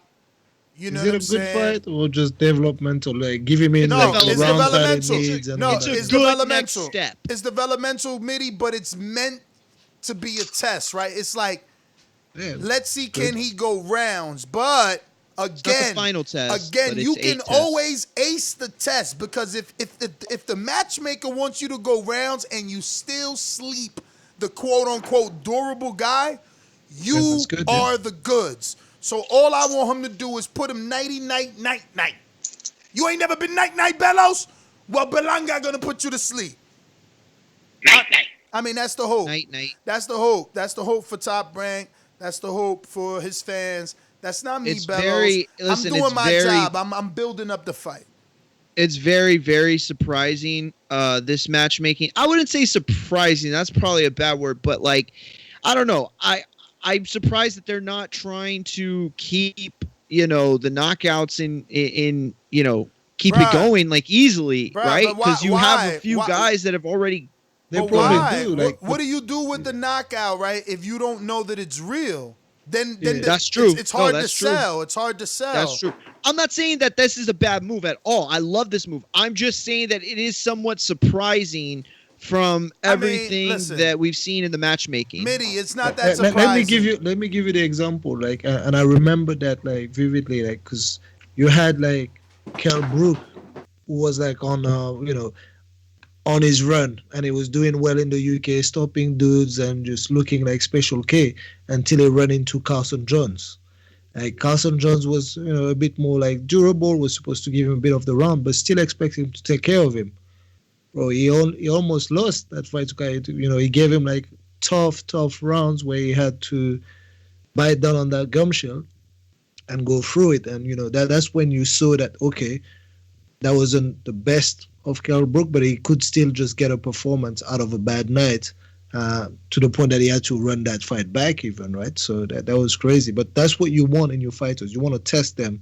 You want to know if they can go into deep waters because, like Ness said, if they get like first, second round knockouts or easy fight all the time, when it matters, when you just step them up and then you don't want them to fail, they might fail. They might come to that opponent that will just take them the 8th, 9th, 10th round, and you realize that dude cannot go that long, So yeah, I think that's a good thing. You have to put them in with like durable guys, like, and he might still get a knockout, right? So that's when you know he's a real guy. He's ready He's ready. They need to prime him to be like that next dude that fights whoever's the next Mexican, whether that be Benavidez or Canelo, if Canelo's still around with that bum knee.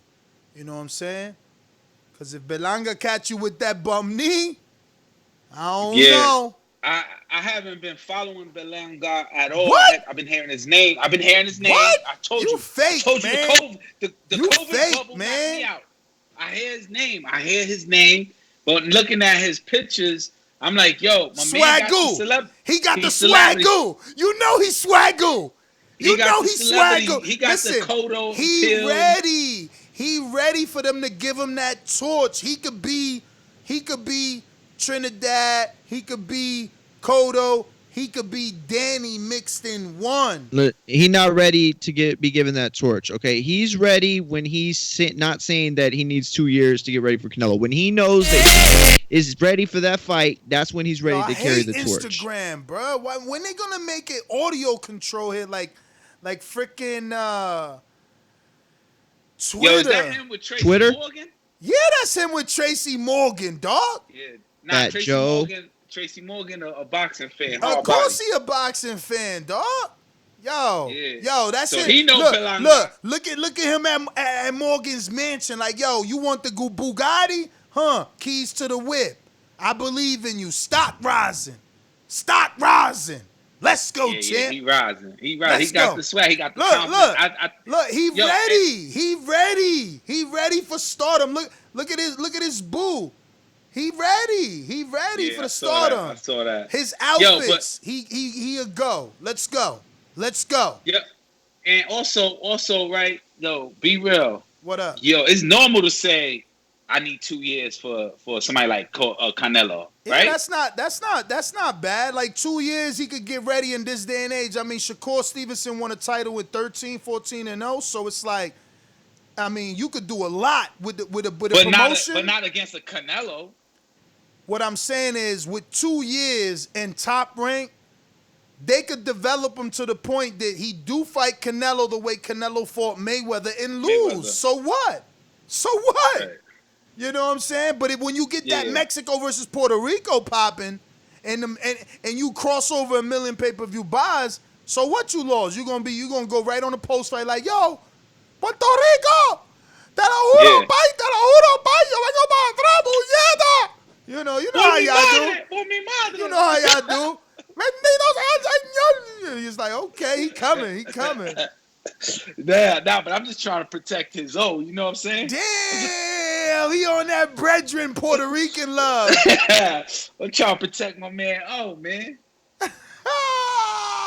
Mari, sumatay. My girl, like, yo, we do not talk like that. Por mi Mike, te lo juro.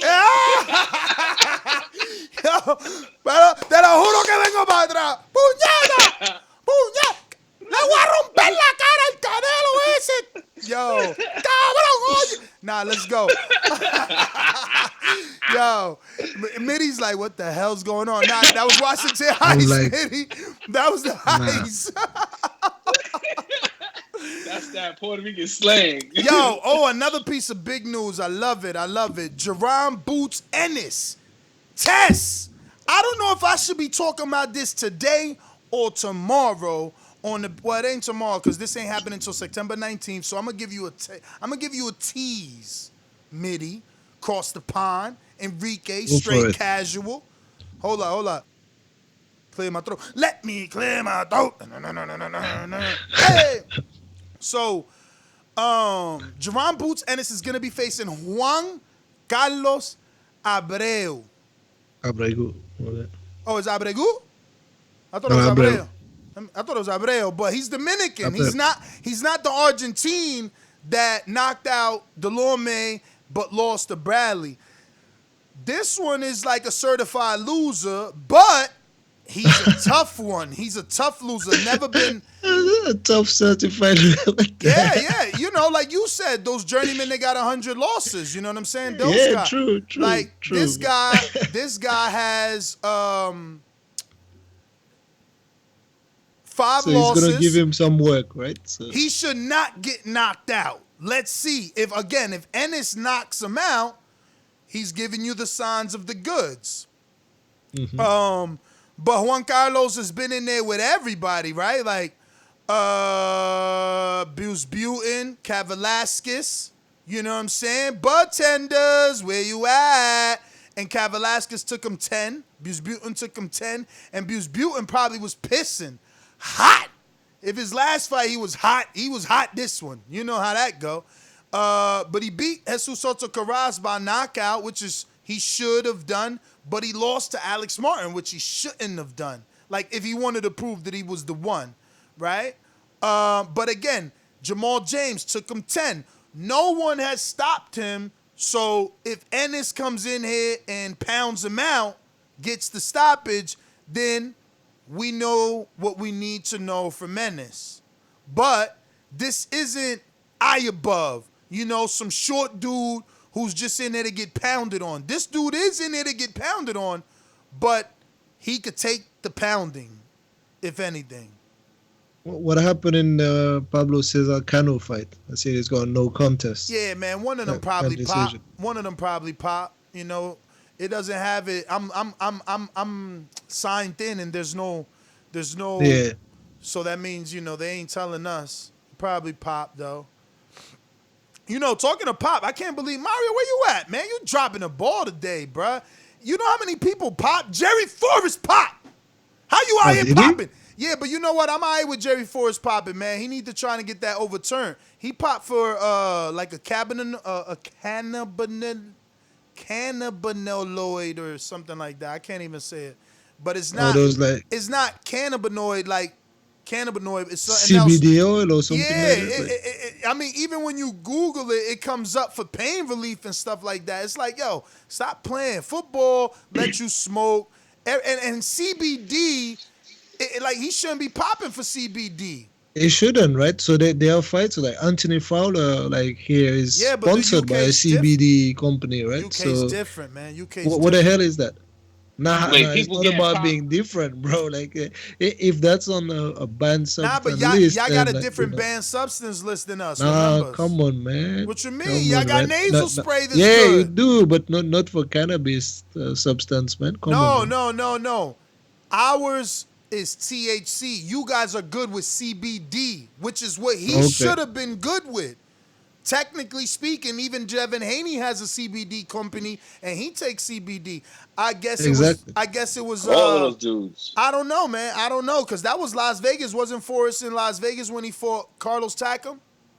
Damn, and Las Vegas have the CBD man. Hey, Mario, what's up, man? You watching football over there, brushing your freaking mustache? Why you ain't putting on all the people that pop? Yo, even my man Joseph Fott you pop. say? I didn't hear you. Joseph Fott pop too. I sent you an article full of people that pop. That's what I'm trying to tell you. I put that in there, and when I just saw it was pants gone. On fire. Liar, your pants is Bro, on I had fire. Jerry Forrest in there, I promise. It was the last note. Yo, my girl got me an iced coffee. I'm zooted. Intrigued, incredible with a $5 super chat.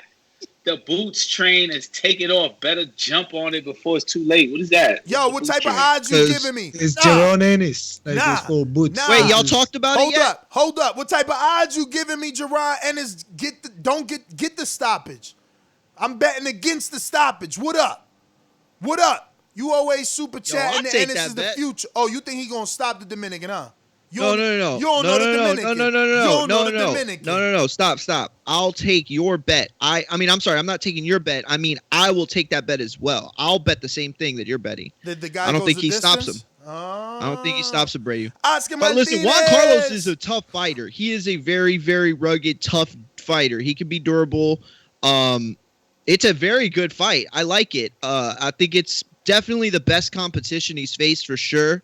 I just feel like, did you already get to it? I mean, I brought it up. I talked about it. I screen shared the dude. I let them know that he's tough, that he's fought Konstantin Ponomarev and didn't get knocked out. He fought Butin. He fought Velasquez, didn't get knocked out. He fought Butin, didn't get knocked out. He knocked out Jesus Soto Carras, but he did lose to Alex Martin. He also had 5 losses, so I was like, damn, the bet against him not getting knocked out is doable, but the bet of him winning is, I don't know about that. It just depends what odds you're given for him not to get knocked out. If they're good, I wouldn't mind taking it, a piece of that type of action. Shout out to a legendary boxer who hit me up with the Boots Ennis on Twitter. And Matt Bent. Heyman Planets on Twitter. Let me get to Matt Bent in the super chat. He says, with the Jesus in the middle finger. Some CBD gas. Oh, we got Jordan THC. Carter. Jordan Carter says, I want to see Benavidez go up and fight Bivol. 2 fire emojis. But remember that Benavidez has already reached back out to the WBC to get re-ranked in the 168-pound. And remember, we also had Benavidez's father on here who said that they wasn't trying to go to 75. This was a mistake. It was COVID. They not ready for all that. They ready for 168. Intrigue says what Enrique said. Then Matt Bent 100 says some CBD gas traces. THC. I guess he meant Has traces of THC. Yeah, he's so. right. I've known a couple teachers that have failed drug tests and they only smoke CBD. Well, that's what happened to Jerry Forrest. But did you get that article for the one? What happened to Josafat? My man popped too, and he popped for something else. It was in the same one. What he got popped for? Like I don't know. Yeah, he popped for like a pad. Pity pad. Like pad is more like acceptable as a he got popped, but a cannabinoid. Nah. Yeah, that's why I was like, damn. But the author even said it. Shout out Jake Donovan. He was like, look, man, Jerry Forrest is one of the biggest names out of the few that pop. So, but he said like biggest names because he's most notably known, or it's ironic as well that he was a step in for a guy that got taken out because he was like, popping, and now he pops for cannabinoids. It's just crazy though, the world of sports. Pop. Yeah, because he was supposed to fight Big Baby Miller, right? And then he had to fight Takam. Yo, what about this? What about this right here? I ain't never even played this. Lo que está sucediendo entonces es que Canelo Álvarez, dice, no, yo por 50% menos no. ¿Qué te parece si entonces con un 30% menos? Dólares, más o menos. Estamos hablando de que sí, más o menos. Y de ahí se supone que la próxima. So this is Chava from ESPN who spoke to Canelo and Canelo told him he will not take 50% cut. But el lunes o martes se van a reunir para definir. Monday or Tuesday they're gonna have a meeting. Canelo estaría aceptando una reducción de hasta un 30%. The Canelo's ready to accept at least a 30% pay deduction or reduction. Aproximadamente. Para pelear ya sea con Callum Smith, con Billy Joe Sanders o con Caleb Plant, que me parece que sería la mejor forma. And I just think that's crazy that this is again the second time Caleb Plant, who's out of the DAZN market, gets mentioned. But I did that show I think alone with Mario, so I just wanted to get your guys' thoughts. DAZN is only willing to pay Canelo $17.5 to fight guys like Billy Joe and Callum Smith. And the language came out on this great article by The Athletic. Shout out to Michael Coppinger. And DAZN doesn't even consider their own fighters premier fighters. The only one they consider premier is Gennady Golovkin and Canelo. Everyone else, Jacobs, they didn't consider premier. Callum, they didn't consider premier. Billy, they didn't consider premier. Andre, they didn't even mention.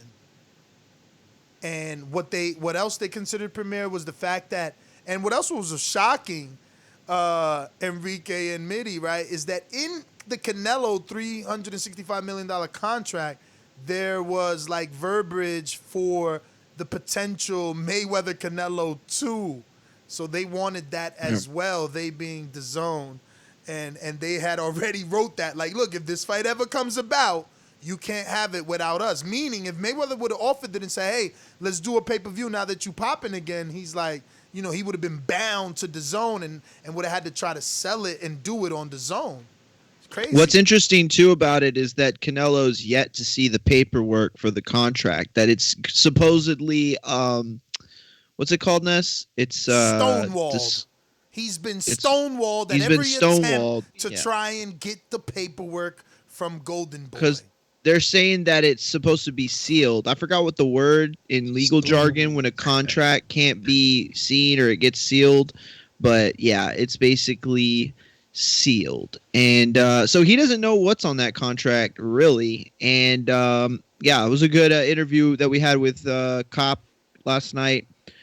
Definitely check it out and read his stories on theathletic.com. Yeah, man. I was happy to see that article come out today. Like, yeah, okay, they keep in the box. Yo, they gave me the 40% after all. I was so happy with it. Yeah, because my free trial had ended and it was on a month-to-month thing that I had canceled that I was going to put on my Apple. It was on my card. And then as I was going to adjust it, it was like 40% off for the next 20 minutes. I was like, all right, I'll take it. All righty then. I think that's everything, right? That's everything. That is everything. You said that there was some stuff that didn't make it, but whatever. We're going to go ahead and open up these phone lines. He's such a hater. And yeah, get out to the callers. Why not? Why not? Let's do it. Remember to rate us 5 stars on iTunes. Subscribe to youtube.com/theboxingvoice for the latest and greatest interviews with your favorite fighters. These calls are brought to you by El Camino Electrical Services, experts in electric vehicle charging stations. For consultations and turnkey installation, visit us at elcaminoelectricalservices.com. All right. Remember, if you want to call in, the number to call is 1-425-569-5241. Press 1 one time. Voice your opinion right here on the Voice of the People hotline. We're going to go out to what looks like Amin in Essex. What up? On Blog Talk that Mario ain't checking. Just like the king is what I mean. The king is what I mean. TBV, what it do, folks? What up? Yo, it seems like I resurrected Luis Ortiz's career with my bars. We're talking about Luis Ortiz. Listen, at Luis Ortiz's age, he definitely could use a year off per fight. You know what I'm saying? Like, truth be told, like, it's like coming to America. Luis Ortiz, like 54 years old. Nobody don't know. He's just in amazing shape. You know what I'm saying? Yo. And it seems like that's why I always give it to Dillian White in terms of being on, if you want to call it the fringes of the division, because every time somebody want to suggest to me that Luis Ortiz is there, I got to say, where's his activity and who he's fighting? So, shout out to him, though. That's pretty much it, man. I'm just listening to the show, and that's my call, fellas. I'm out. All right. Real quick, man. Hey, I tell y'all to go ahead and share the show on your social media. But I gotta shout out the people that listening to the show on the big screen in their house, for everybody to not only hear and see. So real quick, let's see. Boom. This one is from Sean Du right here in Jersey. And then we got Sal all the way in Cali listening via the TV too. Live in his living room. So shout out to everybody, man, that uses TBV to get through their day. We appreciate y'all rocking out with us for sure. Definitely. And shout out to Woke Haystack from IG. Always putting us up in the story. He's the man. Who? Woke Haystack. Ain't that Oscar? It's Oscar. It's Oscar. Yeah, it's Oscar. Yeah. But I was just giving out his IG in case people don't follow him. Oh, yeah. Okay, we got heavyweight Jordan. Yo, make sure you put big heavyweight Jordan in Washington. Seattle, what's going on? Talk to us. Who you stopping in a row? Hello? What up? What up? Hey, what up? Hey, I missed half of the little show, so fill me in real quick. We're talking the fights going on this weekend with Jamel Herring and Jonathan Oquendo. Also, Steve Nelson on the card. NBC Sports is returning to boxing with a series called Ring City. It's not going to have any promoter exclusivity, meaning that there is no ESPN deal like Top Rank or PBC, Showtime, nothing like that. It's going to be all different promoters putting on the best fights that they can fight at a certain level. We also got Andy Ruiz-Chris Arreola could be on Spence-Garcia or Wilder Fury pay-per-view undercard. Luis Ortiz is fighting Scott Alexander on November 7th. White Povetkin 2 could be November 14th or 21st. And Ugas is fighting this weekend. For time. Ugas, I got Ugas with the W. I got Ugas with the W, and I got Jamel Herring winning. I would love to see the Andy Ruiz fight under the Deontay Wilder Fury 3. That would be dope. That would be real dope. As far as Luis Ortiz, I don't really see too many other heavyweights trying to call him out. The only one who fought him recently was Wilder, and those are his only 2 losses, so don't nobody really want no trouble with him. And yeah, man, y'all be rocking out, man. Keep doing y'all thing. That's all. All right, champ. We going out to Ronald. Talk to us. Yo, what's good? What's good? What's up, TBV? What up? What up, champ? What up? Yo, Ronald, shout out to Jordan. What's good? Who that Doomy? Cash. Oh, what's up, Cash? Yo, shout out to Jordan Carter, man. Shout out to Jordan Carter, man, trying to get his boxing skills out there, let everybody know who he is as a prospect or just starting to turn pro. But yo, I want to talk about how y'all feel about this WB, how y'all feel about this undisputed Teofimo Lopez versus Lomachenko situation. Do y'all feel like this is just billed as an undisputed, or do you feel like this is really a legit undisputed? I mean, it can't be legit because of the BS that they did to get Vasil out of the belt and the defense, the mandatory defense, but it's definitely being built as undisputed. Yo, that mean a lot, and that's coming from you, TBV. You know what I'm saying? Because I know y'all the real boxing heads, y'all the real media, and we understand what's going on out here. Yo, I appreciate that, yo. And all I want to say is we're going to have a great week of fights, and I appreciate y'all, man, y'all channel, man, because y'all like the real boxing news, bro. Appreciate you, champ. Thank you for the kind words. Thanks, Ronald. Yo, I gotta get in that pick'em joint. I gotta get in that pick'em fantasy, bro. I'm gonna sign up to Patreon today, bro. For sure. Remember that just to do that, you only got to be at $3 level. So if you just want to be in the pick'em league, it's not that expensive. Just got to be $3 a month. Yeah, I think I copy pasted it, bro. I'm gonna do that tonight, man. I appreciate y'all, man. Keep giving us that news, man. That good boxing news, bro. Thank you, champ. That's what's up, man. Thanks, Ronald. All right, we got James Benitez. What up?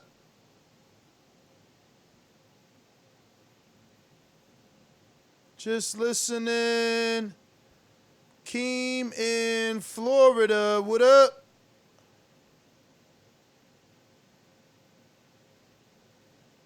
El gran campeón puertorriqueño, Davis. Keep going.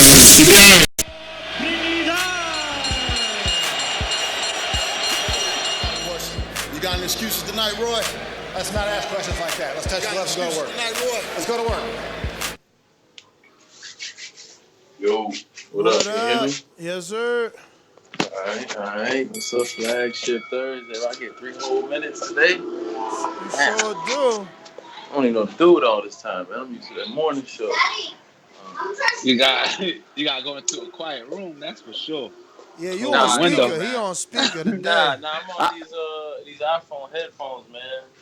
Nah, them ain't iPhone headphones. It sound like the window was open, the fire truck was wilding. Nah, y'all don't. Them the earbuds? What's those? No, this is I don't use the AirPods, man. These the regular with the cord. Yeah, with the wire. All right, you gotta grab like the cord, bring it closer to your face area because it's like picking up. Good. It's like picking up everything. Shout out to Ronald Finkley on the super chat. The boxing voice with 4 glove emojis. But y'all don't hear that? Sound Nah, you good. Somebody shaking. Sound like You sound better. You sound better now. I don't know. Yeah, you do sound better now. You ready? Oh, all right. Sound like somebody was shaking in their shoes or something, man. Like they scared. I don't know. But yeah, no, good show, man. I was cutting the grass and listening to y'all. Just run down all the info, man. I don't get to tune in to the flagships all the time because as y'all can hear the kids in the background and stuff. I usually be busy, man. But no, it's just good to catch the show, man. Good information. I know I had something on that. What was it? Ruiz Arreola y'all was talking about earlier, right? Yeah, it's either going to be on Spence-Garcia or Wilder Fury on the card. That's a real good co-main, man. And I agree that you had said something about not having fans if they're going to do it in Texas kind of kills that fight a little bit because I think that would be a big draw in Texas, man. The heavyweight Mexican showdown. It'd be a big money fight, I think, for the both of them. But either way, man, I think that fight should go on. I think it should go on that Wilder Fury undercard, though. If they're not gonna do fans, make it a heavyweight showdown. That's a good co-main. Because didn't the last Wilder Fury card it was all heavyweights? Because isn't that when Martin knocked out Gerald Washington? It definitely had a heavyweight on it though. I don't remember which one. I think that's when Charles Martin knocked out Gerald Washington was on that undercard, man. They did. I thought it was all heavyweights on that card. I can't remember, but yeah. Either way, man, I think it should go on that heavyweight card. Just to keep it like that, like you said, at old school, all heavyweights, man. But yeah, man, I don't have too much else. I got all this time to burn on here. I don't really know what the hell to say, but yeah, man, just a good show, man. Appreciate y'all. That's it. Appreciate you, champ. Thanks for tuning in. Looking like we got Bruce in the shy. What it do? What it do, bro? So I gotta get that. I'm gonna get that ESPN Plus so I can watch the Jamel Herring fight. I think that's gonna be it's gonna be pretty good. But I'm just looking forward to the rest of his career. The way he revitalized his career is it's pretty cool, man. He seemed like a pretty cool dude. I follow him on IG and stuff. And one of my guys was just in camp with him. His name Christian Williams. They was down there, and he said everything was cool. He got the boxing and whatnot. But I think that I don't think that the Arreola fight should be on Wilder Fury undercard, even though it'd be good like a night of the heavyweights. But they don't need it because the world want to see how Wilder gonna bounce back anyway. So they're gonna do big numbers anyway because they want to see how Wilder's gonna respond. I think Garcia Spence might need that little push, even though Danny's been around for quite some time. Spence is on the scene now too, but they're not as big as Wilder or Fury, so they might need that little push or whatever. And it was something else. I'm forgetting now. Damn. What else was on the? The whole top what rank else was I talking card. about? Whole top rank card is out there that we talking about. Herring defending his WBO. Steven Nelson on the undercard. We got that CBS Sports big news that CBS Sports going to be putting on fights, and they're not linking up with any promoter. They're just buying 50-50 level fights. I got you. Yeah, that's a good thing. That's gonna be great for a while it lasts. You know what I mean? Somebody's gonna eventually align with them, and it's all about the dollar bill. Somebody's gonna align with them, and I think that Steven Nelson fighting DeAndre Ware. Ware's pretty good. I don't know what he's been doing as a professional, but I remember him from some national tournaments in the amateurs. He was always like in the semifinals and shit like that. He was pretty good. But I don't know, Steven gonna crush him though, probably. But yeah, that's my call, man. That's my call. All right, Bruce, thanks for calling in. Mario, double check on the blog. Talking, we going out to Seattle, Washington. Mr. PBC, baby. Boxingwoods.com. I'm the flyest. Canelo talking about he believes he can win. Go to my kitchen. Get the sharpest knife and cut the bullshit out. I don't care what you do good. I do every fucking thing great. Mr. PBC, baby.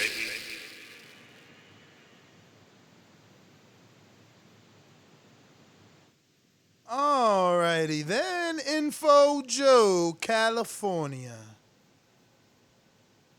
Oh, and he's ready. PBC, what it do? Yo, what's good?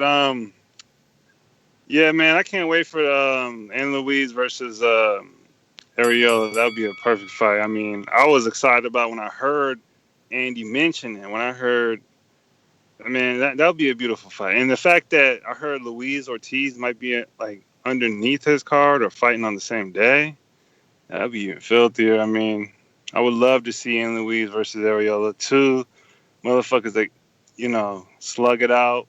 Arreola, Leatherface. Andy Louise, a baby face, getting it in. Beautiful fight, man. Beautiful. This would probably be the best fight of 2020 to me.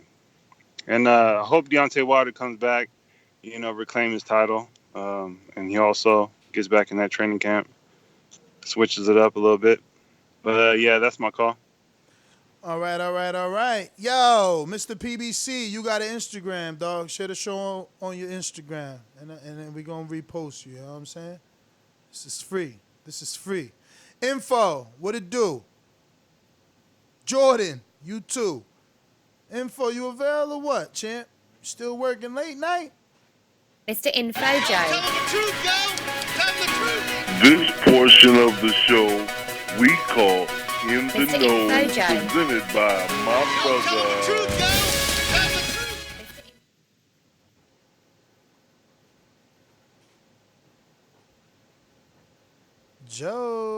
Info Joe, we don't hear you.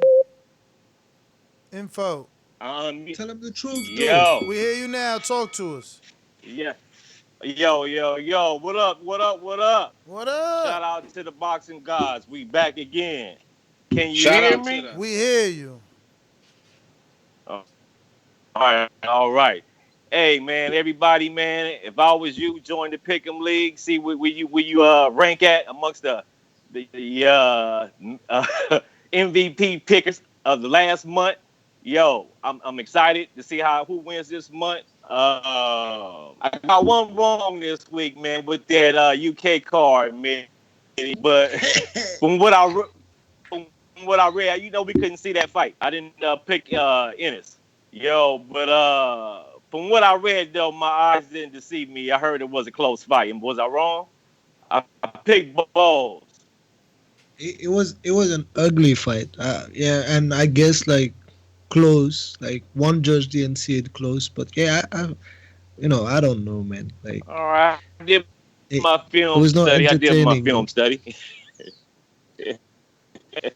I like both style better, but on to that, man. I like the Ruiz Arreola. I think that's going. I might even pick Arreola, man. I don't know. I ain't feeling Ruiz though, but I think that should go on the Wilder Fury undercard. And I think this weekend's fights, man, I think the closest 50-50 fight I think we got from my film study, man, is the DeAndre Ware versus Steve Nelson, man. Like the last caller said, DeAndre Ware, from what I've seen, he ain't a bad fighter, man. He just can never get over that hump. So I'm looking forward to that. And, of course, the Jamel Herring, that's one of my picks. And, of course, you guys. We weren't going to put we got the undercard kind of late because it was the switch y'all listening.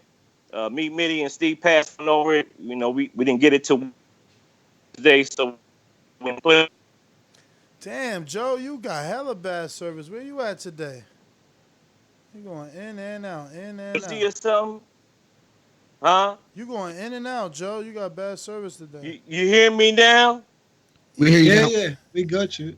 All right. Can I just get a gunshot, Uzi or something, man? AK?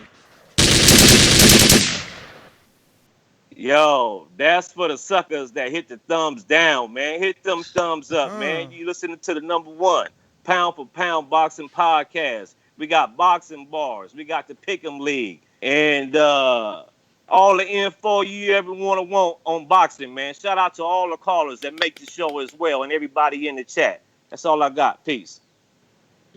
Yo, Info just showed you how to do it strategically, man. He gave you his pick for all the obvious one, and then the one that is not so sure, he didn't say anything. Nelson versus Ware. So that's a 50-50 fight. You know, he didn't want to sway you anyway, man. Strategic. Shout out to man. Jordan. He's already a pound for pound supporter, which means there is no higher level on Patreon than pound for pound. Him and Stainless up there sitting like true. I said that, where the ace at? Where the ace at? And he still chose to share the show on his social media, and I've reposted him on our story. Shout out to Jordan, and also Dental Divas. Shout out to you guys. I've also reposted you guys. Yeah. I ain't see my man King Amin do that. You still twisting up. It's all right. I'm waiting for you and Jordan to show me some love. I'm going to have to put my foot down. Natural Wiz Canada, what up? What up, guys? What up, Ness? What up? The Spence versus Garcia or Fury versus Wilder 3. I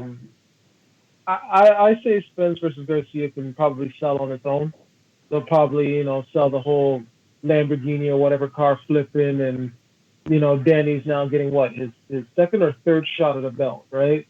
Maybe deem it as like his last resort. So I feel that Arreola and Ruiz will be better to be fitted on the Fury versus Wilder 3 card as opposed to the Spence versus Garcia. Like, we're kind of in a rush. We kind of want to see undisputed, so we all deep down inside, we want to see someone attempt to become undisputed. As for the 147 division, we kind of know where that's kind of going. Like, they're kind of trying to make it disputed, but like they're just having that little beefs right now. But I go with Jamel for that fight. I already put my pick'ems in. Other than that, what is this NBC Sports ring thing? Like, is this like kind of like copying UFC or anything like that? Like, anybody can have their show, or like is it like an MTK and PBC? Will they have all their fighters all on one card, or is it just one main promoter? Like, I'm trying to get an idea for this. So listen. So there's no promoter tied to this. This is not like an ESPN Top Rank deal or a PBC Showtime / Fox deal. This is NBC as a network saying that they want to put on boxing, but they are going to select the best fights that they can get with, mid-tier type of guys. We're not going to see any big names on here.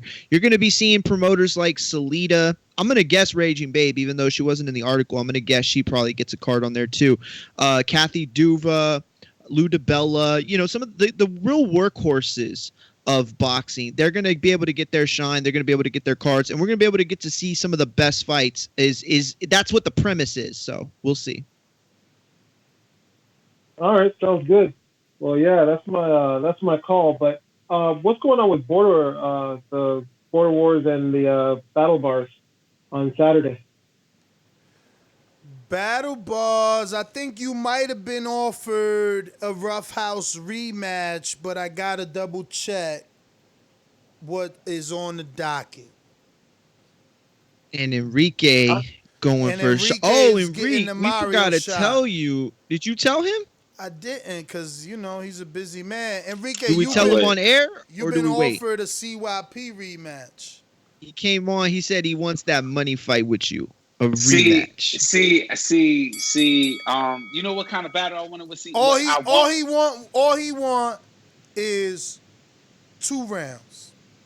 That's fine, but you know what I want with CYP? I want what he wants. I want the throw a word in and let's go ball for ball. Ooh. Like, I want that. You don't want that with CYP, but first I want Mario. Oh, you gonna take the belt first?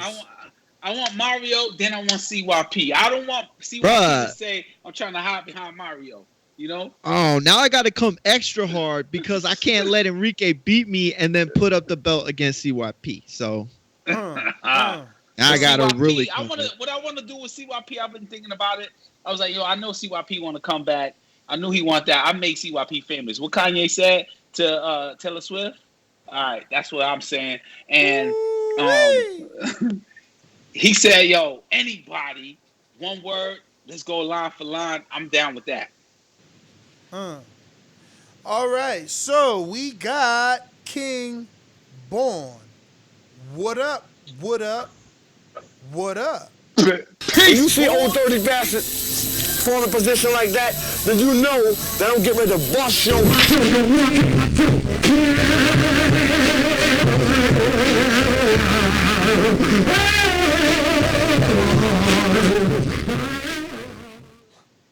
Yo, y'all hear me? Y'all hear me? Word. I hear you. I'm gonna do a What whole on, new man? Yo, Cass, what up, old dirty bastard Yo, Brooklyn, intro what for up, you, man? Listen, this how we gonna get to it, man. Yo, you know, everybody know I'm biased, so I'm always Team New York. So I'm going Jamel Herring.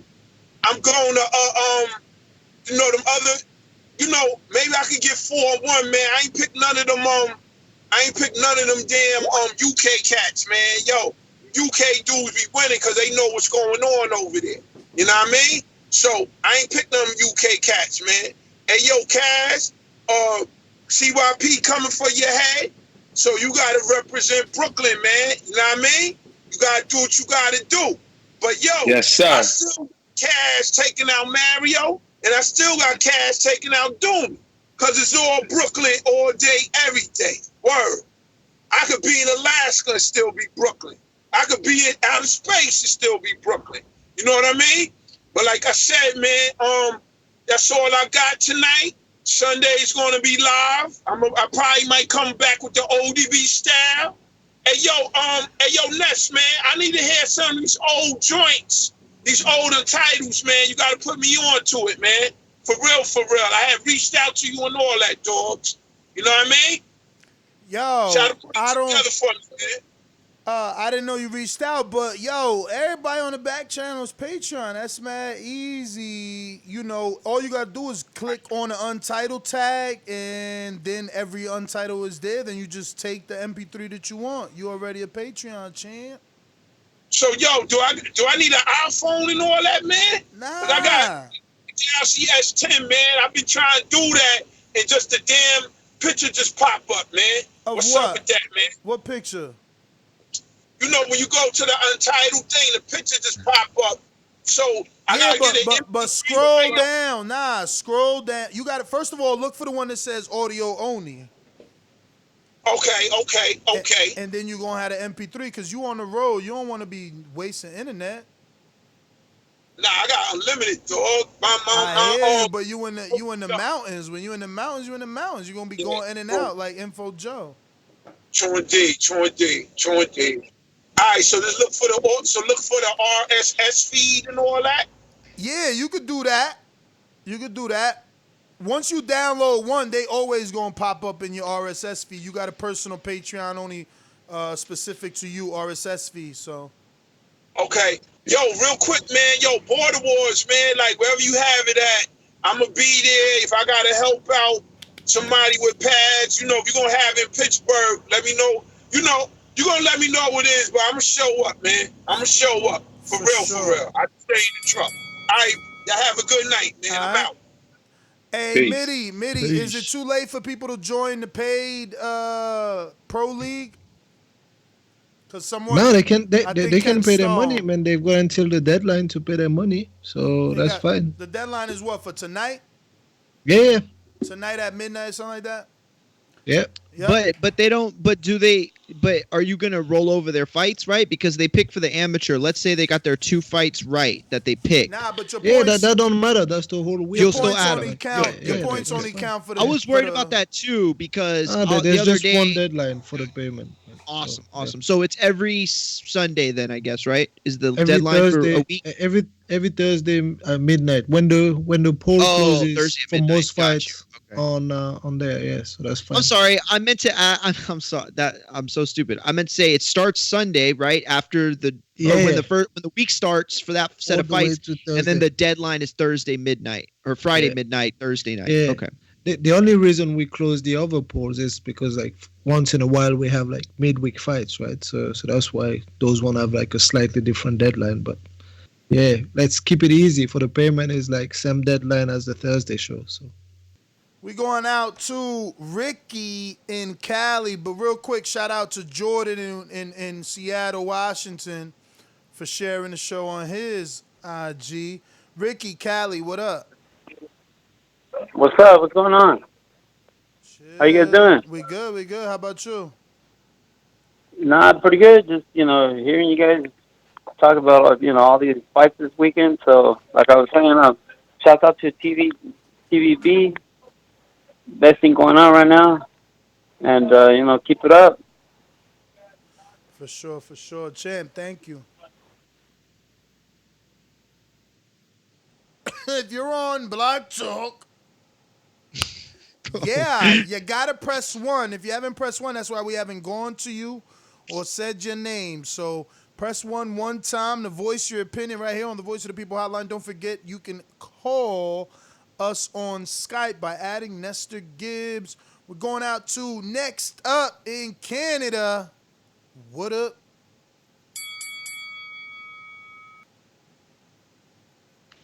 What's up, fellas? How y'all doing? All good. What it do, champ? Good.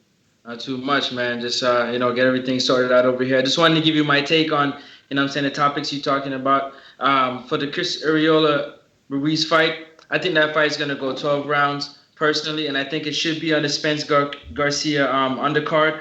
Also, I think Boots Ennis gets the stoppage between 8 and 10 rounds.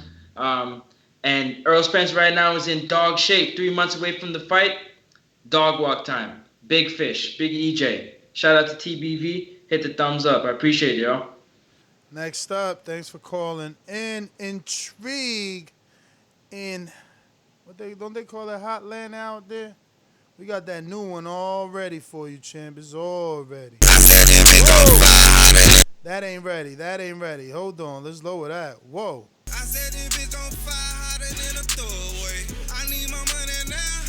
No extra days. Your time's up, goons ready. Ain't no other way. I said if it's Let's start that back now, because I had to, you know what I'm saying, find the right. I got it at 38% with the right beat, the right volume. I think that's loud enough now. Let's see. I said if it's on fire, hotter than a throwaway. I need my money now. No extra days. Your time's up, goons ready. Ain't no other way. It ain't no other way. That's all I got. I say what I mean, do what I say. I pray my chopper bullets don't spray. If you cross, we better look both ways. Okay, Intrigue. I think that's hotter than the last one, man. Wait, that's Intrigue? Appreciate it. Damn, I thought that was like the baby. That was sick. Look at you. Who do you think? Okay. I thought that was the baby or one of them. No, he killed me. I got track. That was a hard track, Intrigue. That was a hard track. Appreciate it. Yeah. Ness, so you want to make that bet with Boots, man? You want to make the bet on the knockout? I mean, I ain't trying to put nothing on it. I'm just trying to put your voice on the audio that you think he gonna get the knockout. Oh yeah. I think he gonna get a knockout from a vicious body shot. And if it ain't a vicious body shot, it's just gonna get called TKO. They gonna call it. They gonna stop it. I mean, he'll be the first one to stop him. So let's see. It'll be impressive. Yeah. I'm just ready to see my man, step up in competition and hopefully if he do good against this dude, man, they give him somebody tougher. You know what I mean? Somebody top 10. That's what I'm looking forward to see. And that's really all I got to say, man. All right, champ. All right. Shout out to Info Joe. Sent his bready bread to be in the Pro League for this week. Yeah, I mean, we got a few How people. much he sent? Like the whole thing or? Nah. He sent this week. Yes. Okay. Real But quick. Mario did. Mario sent the whole thing. A few people sent the whole Oh yeah, thing. I'm taking it all. Hey, we don't have any guests tomorrow morning, right? We don't have any guests tomorrow. Okay, can I schedule? But you don't know what's going to happen tomorrow. Who you got scheduled for us, champ? Nah, go ahead. Do you, man? You don't need me. Nobody yet, but it looks like I got somebody though. Hold on, let me confirm and then I'll let you know. I'll let everybody know.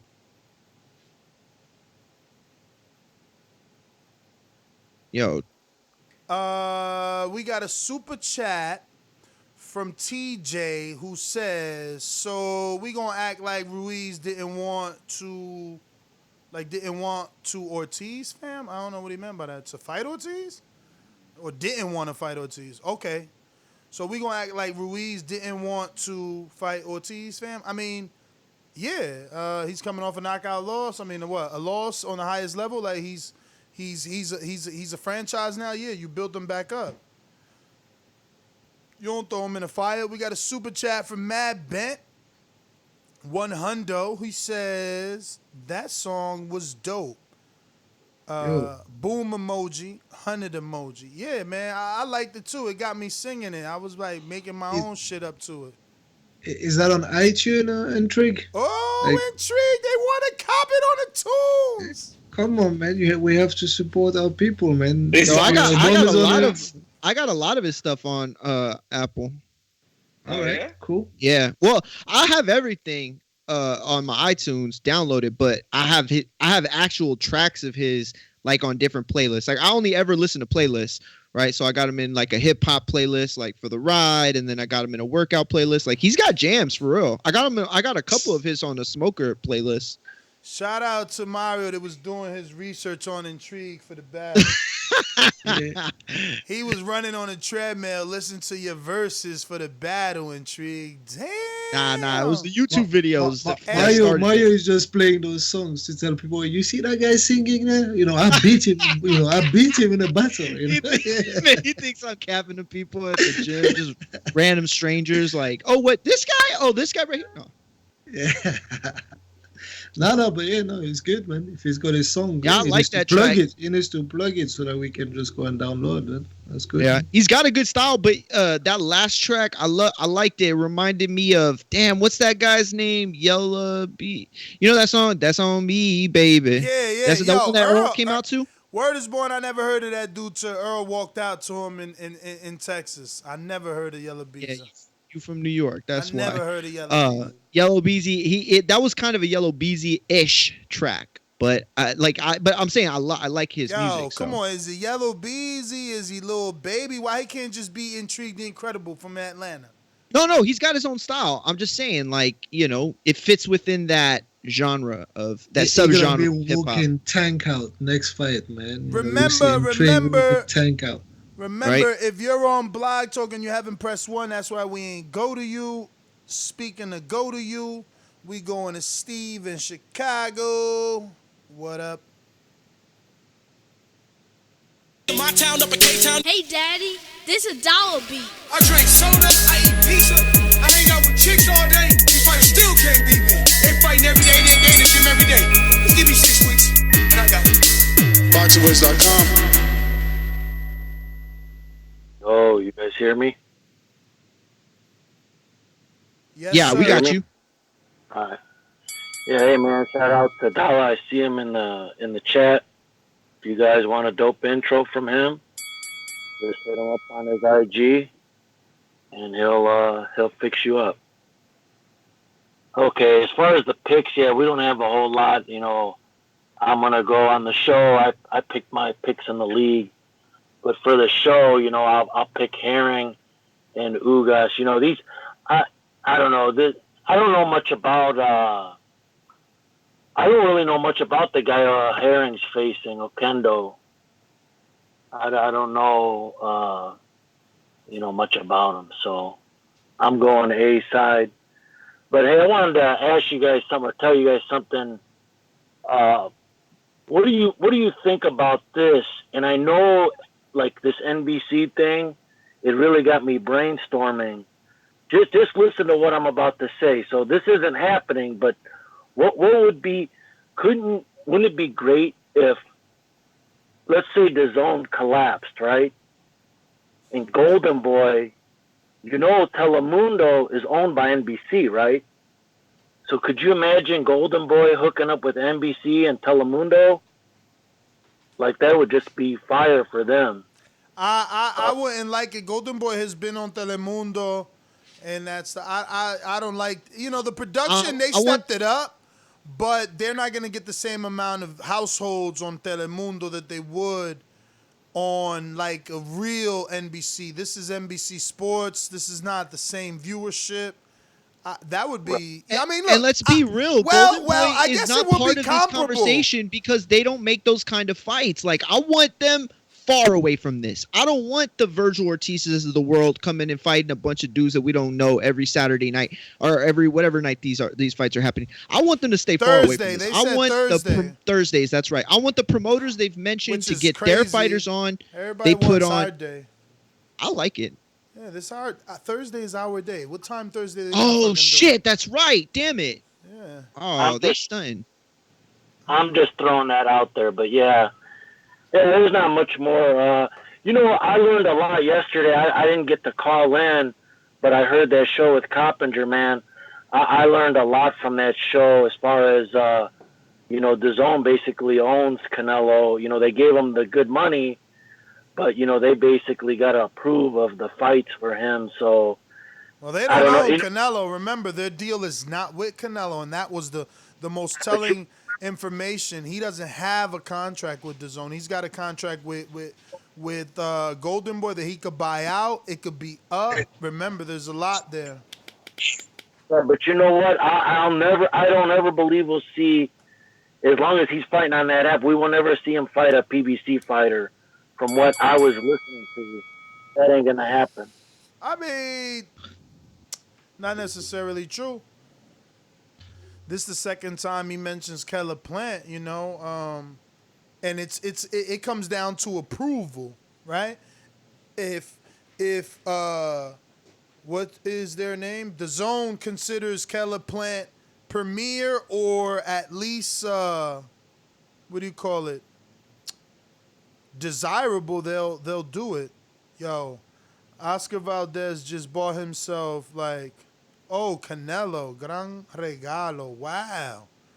Canelo, let me show y'all the horse Canelo just gave Oscar Valdez. This got to be, I don't know about horses, but I hear they're expensive. And this sucker, no, seriously, this sucker looks like a real, like those movie horses that they have in the stables. Like they're real brolic and, you just bring them out to show off.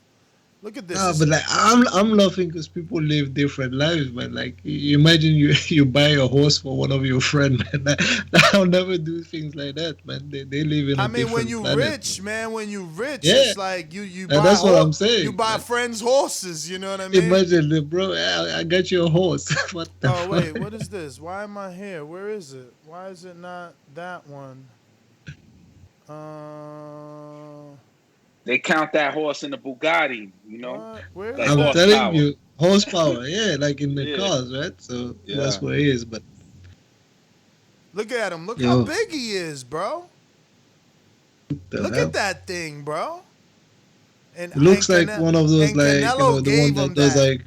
Yo, look at his tail. He got it braided into 2 braids, yo. Wow, with 2 poofs. Yo, people are crazy. There goes Chava, ESPN. This is the one that broke the news about the 30, that he's willing to take 30%. Am I following? I got to follow Chava. We got to try and get this 30% off. So 30% off. We got to try and get this 70%. guy on. Yeah. He's this guy. We got to try and get this guy on, man. He's close to Canelo, man. But yeah, that is the horse, man.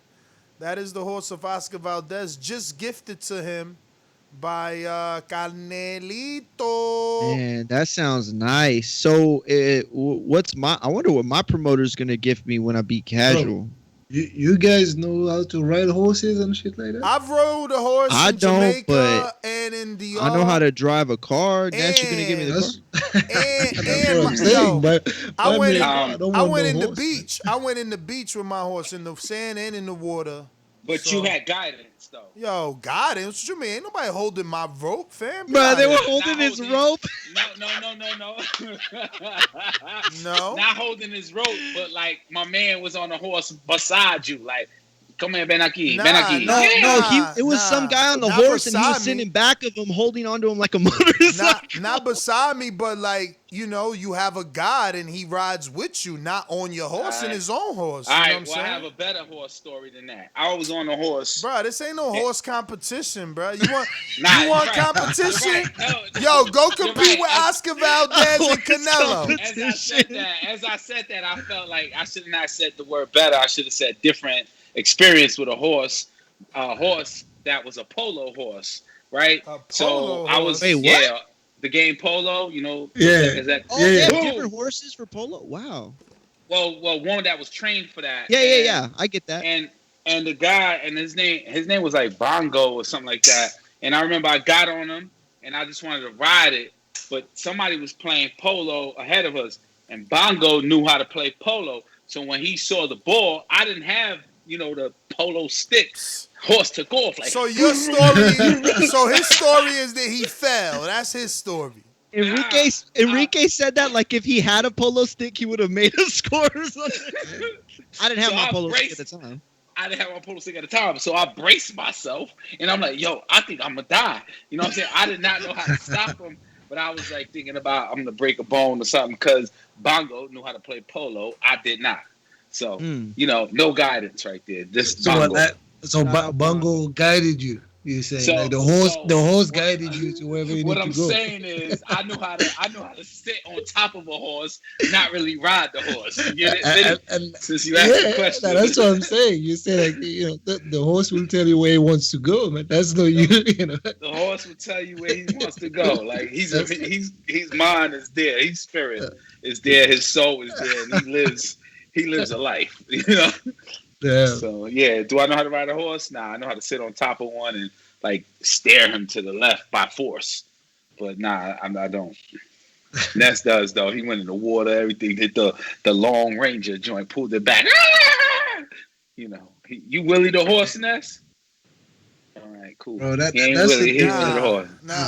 a different life, man. Like people just like we have horses and all that. That's not for me, man. But I guess bad. Like you guys said, when you're rich, that's a different thing, man. You get bored of cars, right? My bad. I was too busy reposting, because he was, showing love and sharing the show on his social media, you know what I'm saying? It don't cost you nothing to do that. Nothing. You know what I'm saying? Look, even Doomy ain't here, shared it on his social media. Shout out. All right. I don't see Enrique, but it's all right. All right, I'll do it right now. Who we got? We got Sony in Cincinnati. What up? Just listening, champ. What up? Yo, what's good, TBV? What's good? What up? Nothing but. Hey, Yo, clear your headphones, champ. You muffled up right now. Am I good, man? Still kind of sound like you talking through your sleeve in a right tub now. or something.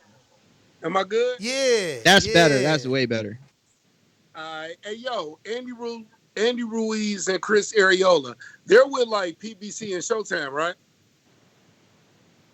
PBC and Showtime, they with PBC and Showtime. And that's what I don't understand. I don't understand why Andy Ruiz would have this fight with Chris Arreola on the undercard when this dude is a former world heavyweight champion. Because it's exposure. What fight is bigger than Wilder Fury this year? No fight. But yo, Ness, I agree with you. You said earlier on the show that there was at a time to where they would have like a whole card full of heavyweight. I don't understand why they don't put that on if they're going to be on the undercard, put that on the Luis Ortiz, because if Andy Ruiz win and Luis Ortiz win on the same fight card, to me that'd be good publicity to possibly put them two together. Fam, Luis Ortiz is fighting Scott Alexander. Yo, Andy Ruiz don't want to be nowhere around that fight. Oh, man, dude. Well, Andy Ruiz could have been the main event on that card, though. For what? When he could be the co-main on a big fight. You bugging right now. Oh, my God, man. Heavyweight division is so... Hey, yo, bro. Hey, you know me, bro. I'm Errol Spence. Well, Terrence Crawford first, but then it's Errol Spence. What? But I'm sorry, bro. You the former unified heavyweight champion. I don't understand why you want to be second fiddle to anybody. Because you about to be on the two biggest bruh. What else is everybody talking about other than Wilder Fury?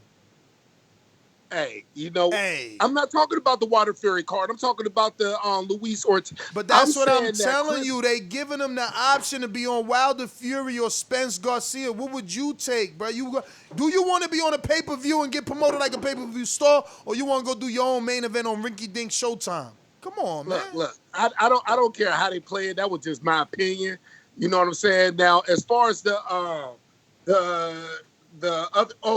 I'm looking forward to the Ugas and Ramos fight. So I'm looking forward to that right there. And also that Jamel Herring, I think that was my sleeper pick. It was either that or the Bartholomew fight. You wildin'. You picking against him?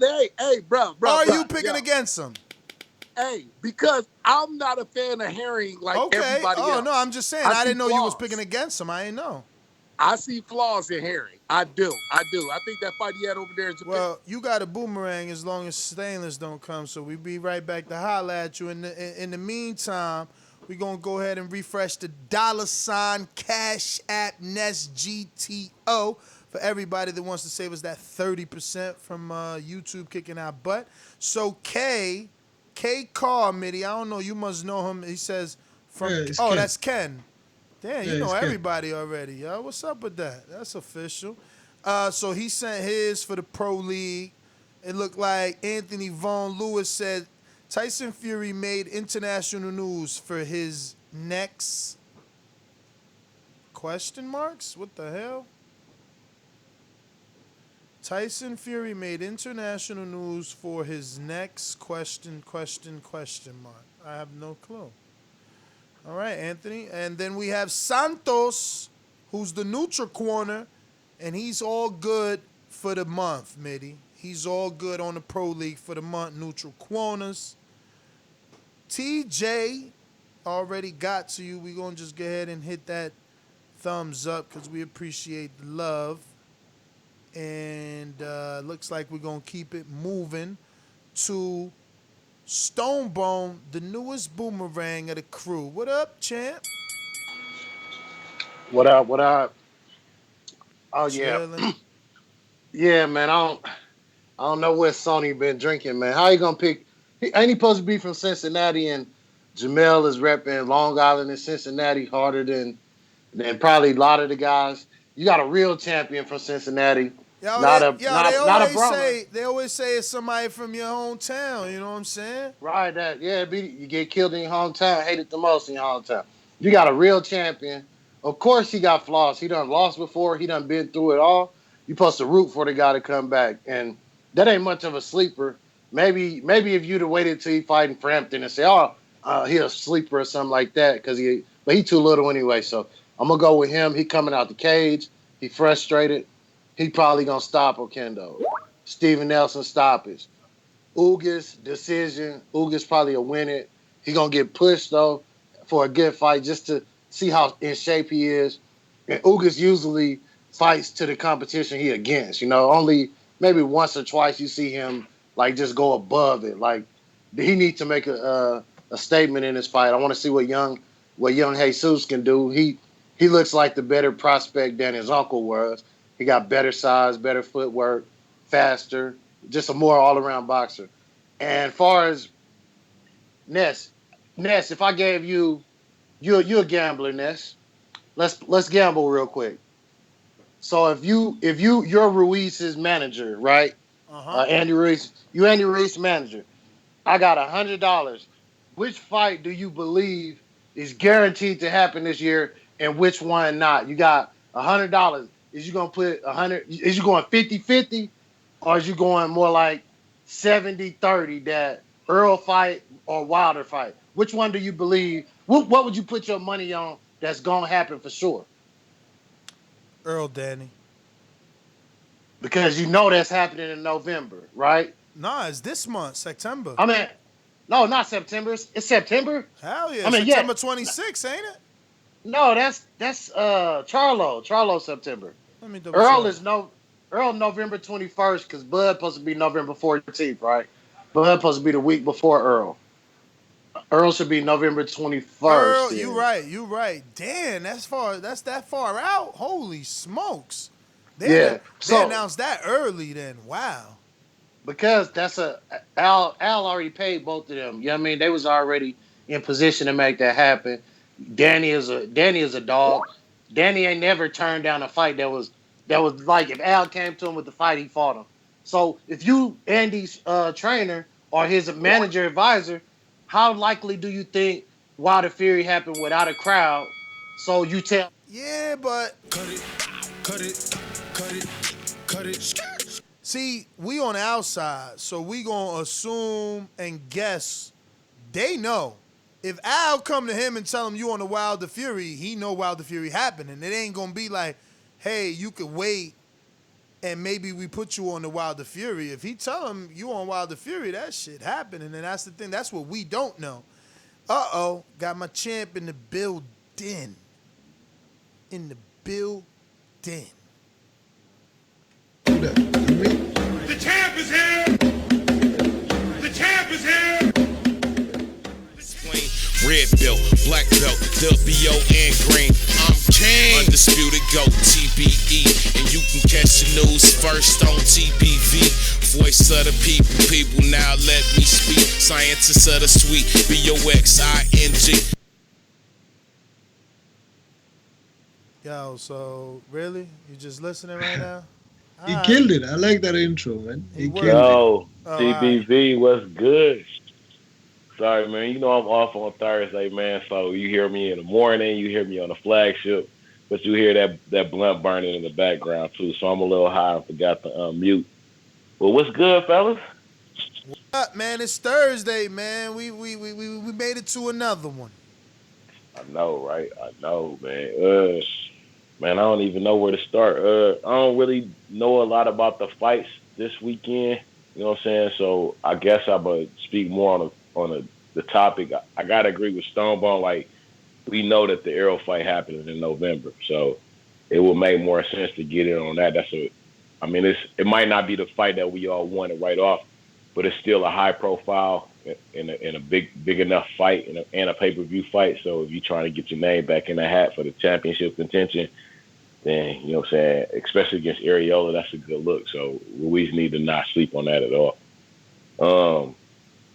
I mainly just wanted to use my call to remind people, if you didn't hear the morning show, the deadline for your verses for the Boxing Bars Mixtape Volume 1 is September 21st. That's a Monday. So if you ain't got it in by Untitled, then I'm going to call in specifically just to call you out for not having your verse in. And Sony sounded like he was digging himself in the hole, so he can have my boomerang for a shovel and keep digging, I guess, man. As I always say, please make sure you push the thumbs up. Share this in every episode of the Boxing Voice podcast. This is TBV for life. If you ain't on Patreon, it's because you're stupid. Shout out to El Camino. Peace.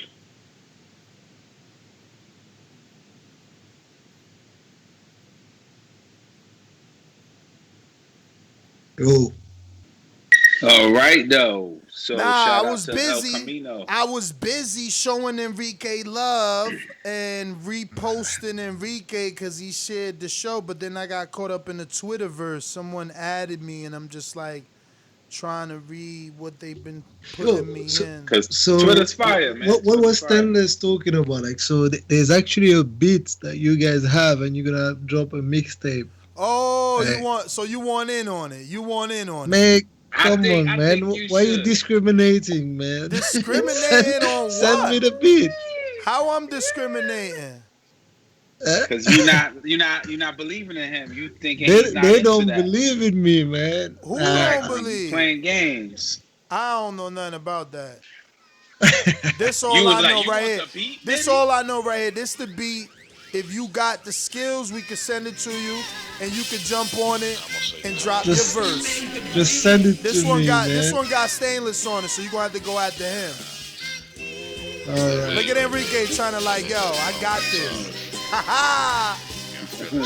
Mario dipped off. He heard the beat, he ran. Damn. They said he heard the beat and ran. He ran to the corner.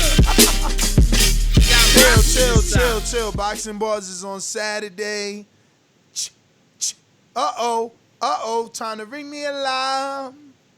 Let me see here. We about to ring the alarm a few times, man. Few times. God is good. Let's see what we got going on over here. Looking like Ronald Finkley has signed up to Patreon. Shout out to Ronald Finkley. He's going to go ahead and join the Fantasy Pick'em League. TBV Fantasy Pick'em League. Shout out to Off the Radar in the UK, who also signed up for the Fantasy Pick'em League.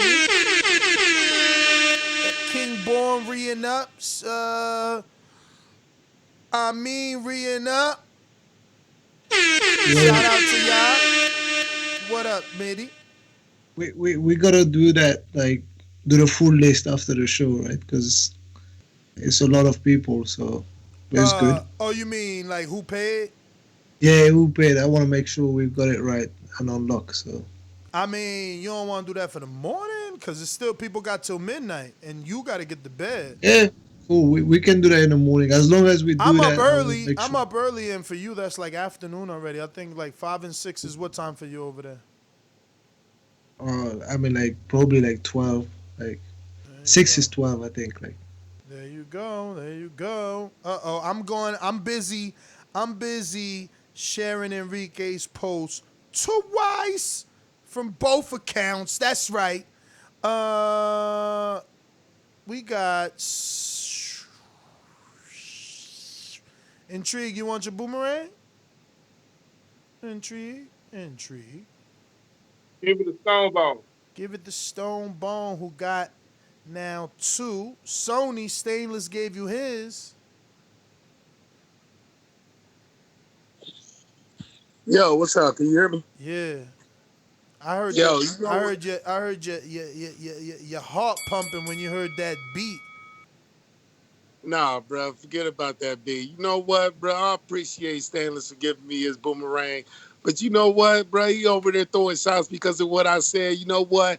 As long as he living with that L that I gave him in boxing bars, you know what? He can say whatever he wants. It's much love to that dude. Yo, live over there. Yo, but only thing I was saying, it's not into Stoneball. Oh my God, yo, I always agree with this dude. And he throwing shots. It's like, yo, I'm not about to sit up here and go for a dude just because he's from my city.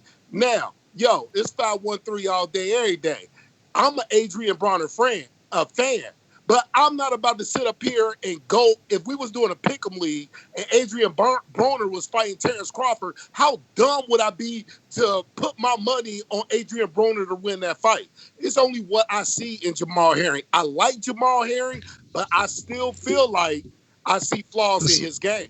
But That's Sonny, just the way I what do feel. you So see? it's not me, What do like, you see in Jonathan Oquendo though? Like that's the problem. My problem with your pick is like it's not like Herring is fighting a killer either, right? So why you pick him? Because I'm saying I'm not picking him to lose. I picked it to be a draw. So I'm thinking like any fighter can have the fight of his life. So I'm thinking it'll be the fight of his life. You know, it'd be like one of those bullshit fights to where it'll turn out to be a majority draw or something like that. That's just how I feel. I don't care. Yo, that's just the way I'll roll. You know what I'm saying? So peace and love, good show, flagship, my favorite show of the week. Holla. All right.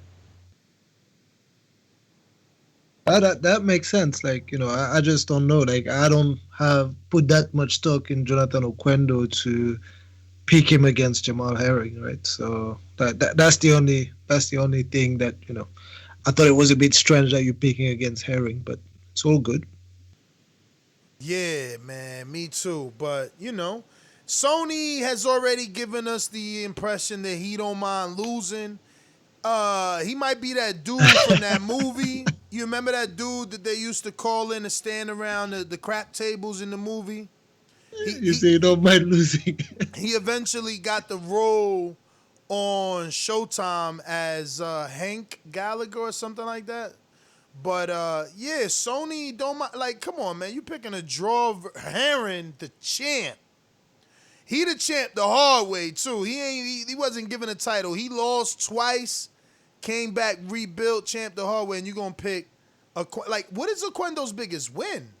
Even if it's tight, right, and it justifies a draw, I actually don't believe that they will give it a draw. They'll still find a way to give it to Herring, and no one will complain about it because, like I said, the next fight is a setup with Carl Frampton, and no one wants to see Oquendo versus Frampton. Draw. Ain't nobody giving that man no draw, man. But anyway, like you said, like that's cool. Like that's why the Pick'em League is there. Yeah, like, imagine if it's a draw, he's gonna come back on Sunday and tell us like he knew what it was. Lies. Hey, who knows, man? Lies, lies, lies, lies, lies.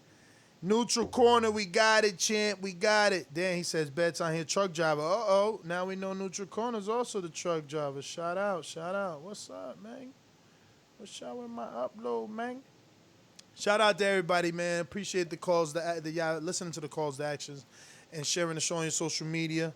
It got me busy reposting everybody.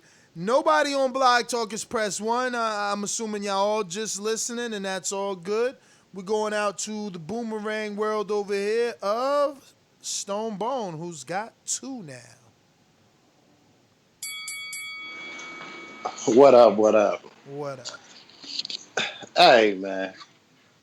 Look, if you gonna go for the upset, you gotta at least have the cojones or the huevos to pick the upset. He gonna say draw. That's just I see why Jamel in Omaha right now. I would have left Cincinnati too. I'd go to ROA, get my belt, and the guys in my town, they don't even pick me to lose. I'm picking you to draw. Man, great. That's support. That's support at its finest, man. But that's boxing fans for you, man. They'll say they see flaws until you become a champion, and then just still hate on you a little bit. But Ness, let's go back to this poker game we was playing. So you his manager. I know we talked to Al, but did Al, as his manager, did Al give you the date for me to fight? Did Al say, look, you either fighting on Earl card on November 21st, set, written in stone, pay-per-view, or are you going to wait till we sign an agreement to Fury fight? That might not be till April. You'll be ready again by April. So do you take the Earl Spence fight? The fight on Earl card, or do you wait unless it's a guarantee? Like, look, we guaranteeing you December, whatever the date Bob then was trying to say.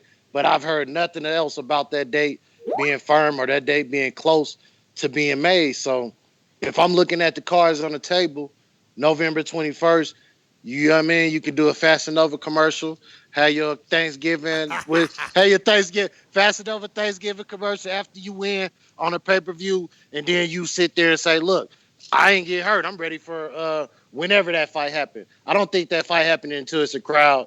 April 20-something will be when Wilder Fury happened, from everything I'm hearing next year. It ain't happening this year. I mean, look, if that's true, right, and they can't give him a secure, Wilder Fury date, then yeah, you take the obvious date. But if Wilder Fury is an option, I'm trying to get on the big card, man. I'm trying to get on the big card. We got Davidian Niagara Falls. What up? Davidian. What's good, Ness? What up? What's up? Not much. Just listening to the show. It's a great show. I know there's fights this weekend. Jamel Herring, right? The Marine he fighting. Of course I'm gonna pick him. I don't know nothing about no draw or nothing like that. No craziness like that. But yeah, I got him. I'm glad he's back because didn't he have COVID like twice or something like that? But yeah, I'm gonna pick him. Who else is fighting this weekend? Steven Nelson. Ugas, Jesus Ramos, okay. Abel Ramos. Ooh, that's cool. I got Ugas, but that should be a good one though. But I got Ugas though. Yeah, that's pretty much. And see what else is what else is going down. I'm glad boxing is kind of moving. Things are opening up and things are moving back forward like they should be. So. Good for boxing. Yeah, that's my call. All right. We got a few super chats here. I don't know if we got the Mad Bent on that. Yes, we did. So Sarcastic Sarcasm says, you guys been busy all week. Props. Thank you for the love. We got a counter punch from Stainless. Sorry, Stainless, for not getting to you sooner. And a super chat from the Cash App from Sony, saving us that 30% by using $SGTO Cash App. He says, now I want to know, ask Smitty who I picked. I guess he doesn't even know if he picked on the Pick'em League as a draw. Midday? It doesn't remember, but I'll know once you send me the we haven't the extract. Yeah, so once I have the result from the poll, probably on on Friday, but I don't know it right now. Nah, we don't know it right now. Also, all right, I think that's it. I thought I seen something else, but stainless counterpunch. My bad. Yo, you Gucci, man. I just wanted to answer Coach Smitty with the counterpunch. There's a boxing bars mixtape that's being worked on in the background. You know what I'm saying? If you interested, me and Idris working on a track across the pond, so maybe you can get on there with us. You know what I'm saying? So if you got them bars, don't hesitate, bro. Hit me up on Skype. Hit Idris up or something. Yeah, you know what I'm saying? Like we trying to get it all in. You know what I'm saying? It's definitely that boxing bars mixtape. 704 said I can have this boomerang too, because I wanted to spend a little time jabbing at something. First off, your favorite day is the Thursday flagship day, because you don't have to eat crow until Sunday. Second, the loss that I got or the loss that I gave you, you know what I'm saying, that you got over me is the equivalent of Roy Jones losing to Montel Griffin. So just be happy that I hit you one time while you was already down on the knee saying I'm done.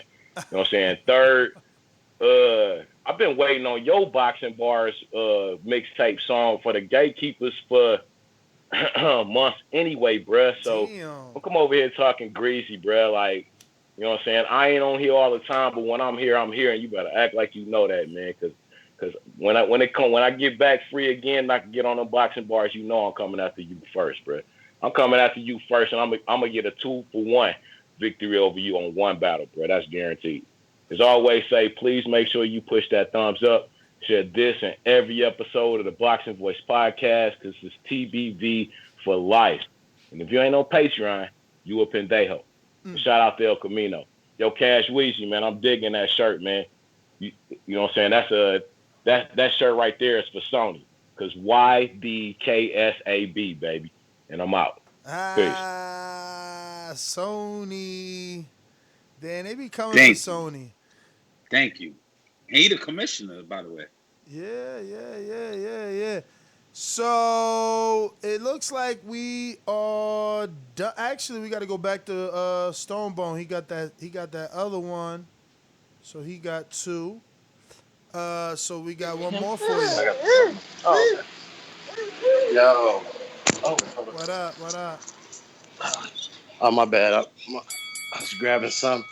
Hey, yeah, and look, if he got a date, I agree that I would want to. I'm pretty sure it's going to be more money, because you're already thinking about the offer that Eddie Hearn had made him for what, like $5 million for the white fight. So you got to think on that level where I know he wants the most money. So that would be worth waiting for if it's like December, January.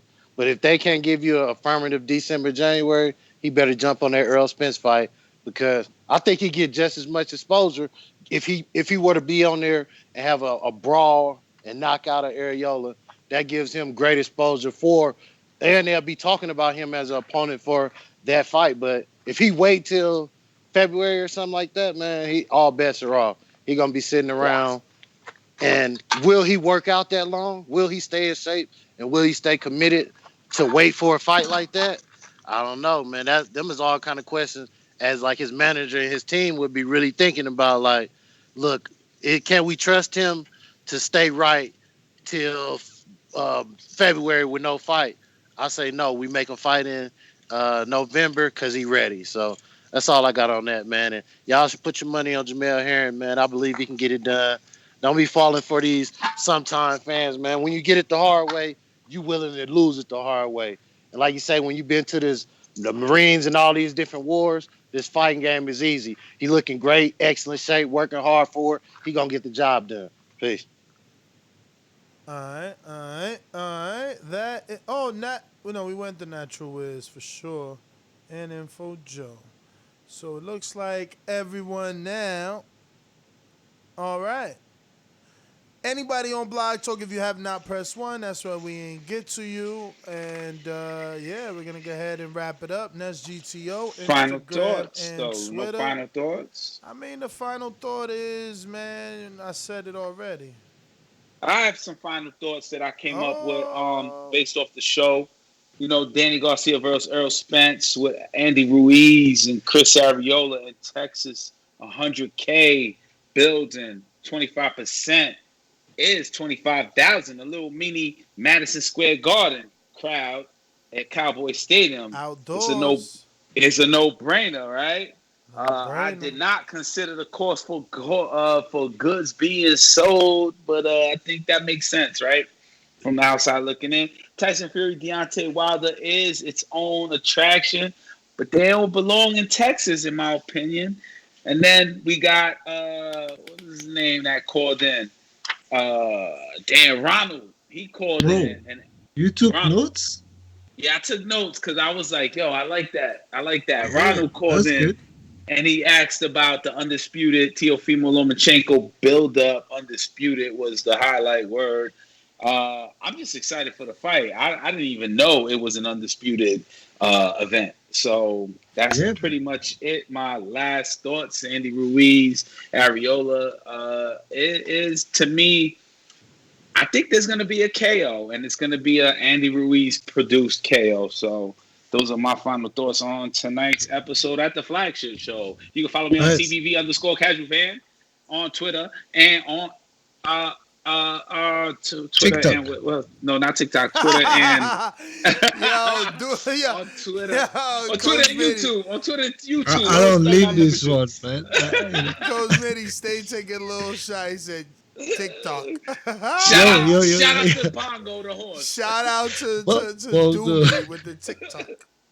Yo, one thing, you made me realize, so when I was listening to the callers, one thing comes to my mind with regards to the innovation with the no promoters kind of show.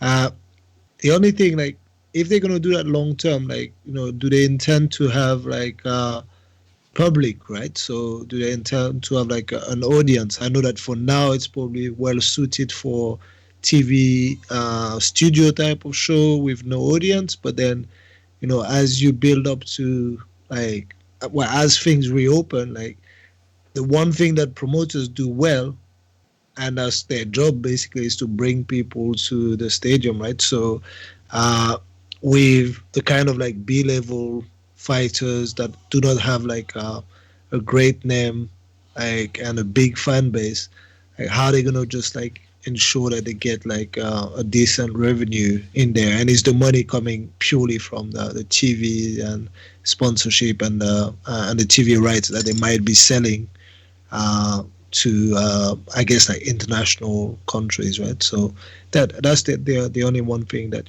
popped up during the callers. So that's it. We got a last minute ringer, right? I think this. Ooh, actually, that's different.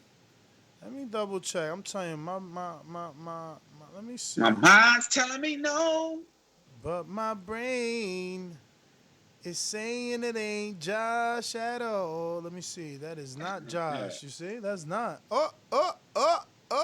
Damn, that's almost similar, but it's not. All right, let's go right here then. We got a new caller. Unless Mario messed up the list, it looks like a new caller in North Carolina. Wave your flags. North Carolina. What is it? Turn your head. Something like that. Ladies and gentlemen, making his professional debut. Yo, 704, who's this? Hey, man, this is the ringer, man. I'm just calling for my job, man. This is Josh. What up? What's up with y'all, man? Hey, I just want to call in real quick and talk about Deontay Wilder being the most disrespected American heavyweight champion probably since Larry Holmes. It's crazy that you keep on hearing about Fury and Joshua, and they just overlooking Deontay Wilder like he don't even have a chance in this third fight, which is crazy. I mean, the man defended his title 10 times successfully for a reason. You know what I'm saying? That's crazy. And another thing, I don't know if y'all said anything. Y'all heard about your boy popping hot, man? Who? Jerry Forrest. Jerry Forrest. Yeah, we talked about it. But he took CBD on. But you don't think that Fury and Eddie and Warren and everybody that's talking, they talking because Wilder's not talking. You don't think if Wilder was out here rematch but is you in know what? December.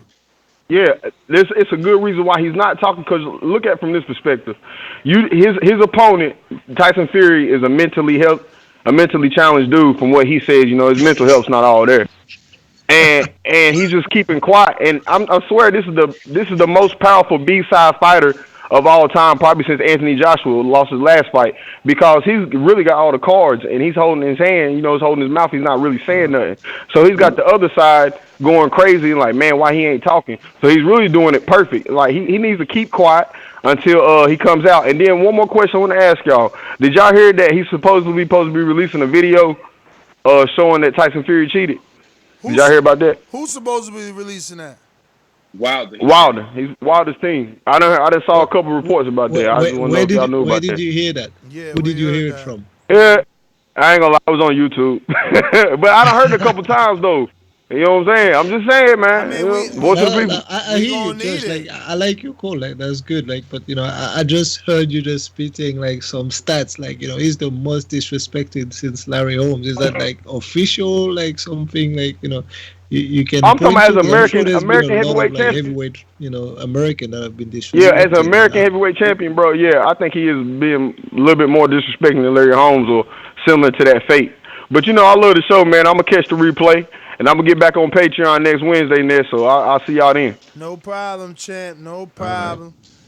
Alrighty then. Now, again, I'm going to repeat it again. We do have a lot of callers on Blog Talk, but if you haven't pressed 1, I can't go to you. I'm going out to New Orleans. They coming in late, gentlemen. Do apologize. Ladies and gentlemen, I'd like to introduce to you a young fella, and he comes from the Magnolia. Yeah.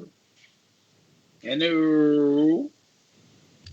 Yo, Ness, that's the song I was talking about in the chat, man. Like, what's the name of that song? There's a verse. Chaser. No, you got there's a verse that fire, comes you after remain that. a G to the moment you aspired. You what is it? The paper Who is that? Young Jeezy? No, Nah, it's Juvenile. No. Juvenile. Yeah. Oh, Trey in the Bay, you just jumping on, but we just getting out. So is you going? Is you ready? Are you ready? Llama, red pajama.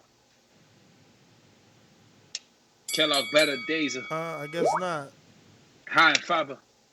NO got a call. I went Stone Bone and Stainless. Stone Bone and Stainless. One of the two could take it. Neither one gonna fake it. But they ain't gonna make it because the show is over. Oh, yeah, they neither. I mean, which one? Okay, Stone Bone took it. Stone Bone took it. What up, Stone Bone? It's over. Oh yeah.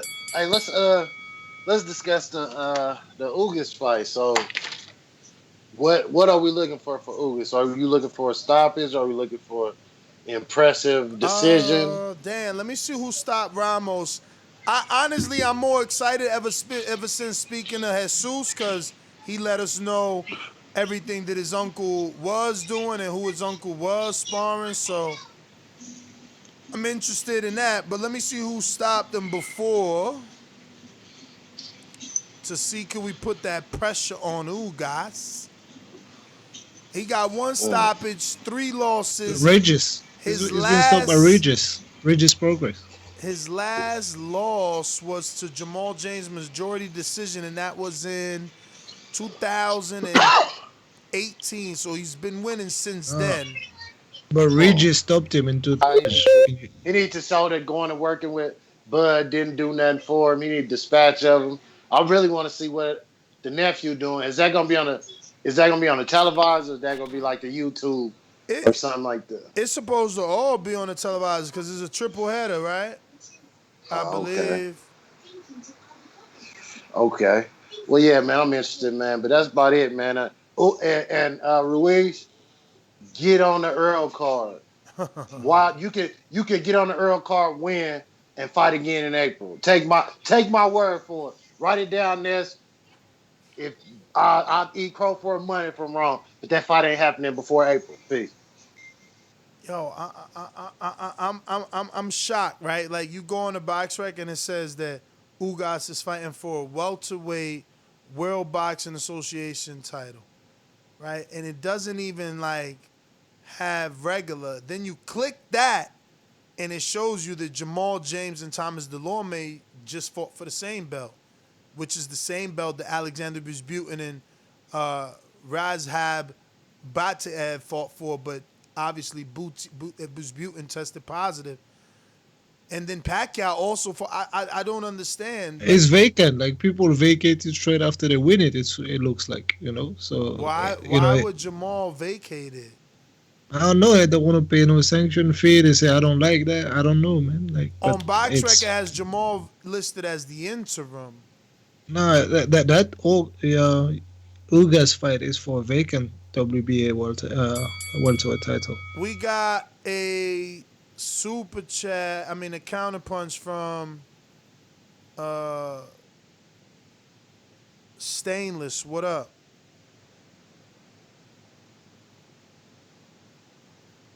Or am I wrong? It says you, Stainless. Yeah, I already got that counterpunch. Oh, all right. Oh, it's just sending it to me later. But NO back though.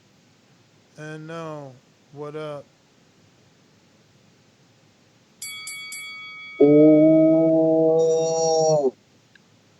what happened? What's pop? What's good? That's how my audio sound, bro. You straight? Alright. You know what I'm saying? I'm out here in Biora. Shout out to everybody that's running around down here right now. You heard me? You know what I'm saying? Prayers going out to everybody in Lake Charles. They got hit bad out there, but you know, we roll with the punches. But yeah, man, with this show, I'm coming in late, and that's what we talking about, bro. Man, we got a slew of stuff, bro. You know, you got the weekend's fights with ESPN in Las Vegas at the Bubble. Jamel Herring's gonna be defending his belt. Excuse me. He's gonna be defending his WBO junior lightweight title. And Steven Nelson's gonna be on the undercard. He's fighting. You know, nothing big like that, champ. The biggest name is Jamel Herring, Steven Nelson. You know, then we got some new news. You know, if you remember the Kathy Duva series back in the day, it was Kathy Duva was putting on fights with like Zab Judah and things like that, with Vernon Pirates and stuff like that. So that series is back, but it's no promoter. There's no just Kathy Duva. They buying fights. So they gonna buy from Dimitri, they gonna buy from Lou, and they're alleging and souping us up that they only buying 50-50 fights, that they not investing in like A sides. But you know, man, I mean, look, a little bit of news, a little bit of fights, champ. You talking about that series? It was coming on free TV back in the Yeah, it's back. They gonna do it on Thursdays now. And all the people, not all, but a good handful, like 4 to 5 of the HBO boxing department is working with the NBC Sports department now, and they in charge of this particular NBC Sports return. It's gonna be called Ring City. All right. That was up, bro. I mean, I'm looking forward to it. If they hold it, you think they gonna hold it word with that 50-50 shit, bro? I don't know, man. We'll definitely see right away. I mean, you know, look, all this is breaking news. Coppinger broke the story. But I think he gave dates. Mario's gone. I forgot the dates off the top. But, I mean, we're going to find out. I think in October is the first date. So we'll find out soon.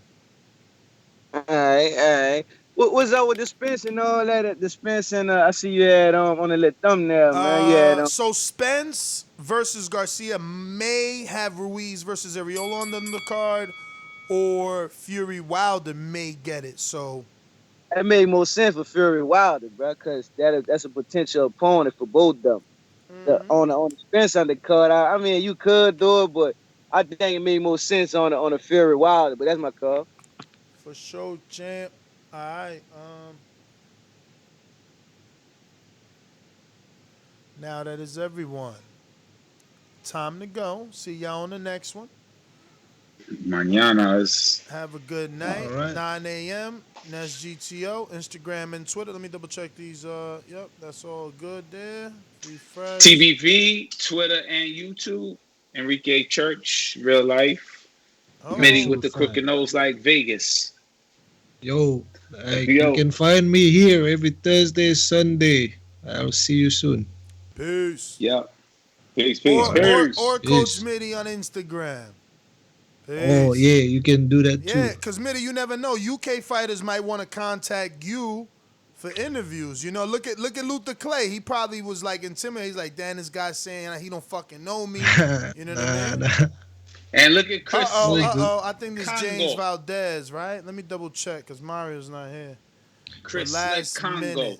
Chris too slick. I see him. I see him in the gym. He's all good, man. I'm too slick like Chris. Yo, put you in the Congo. Tell Chris don't get too big when he get all welterweight and forget about us, yo.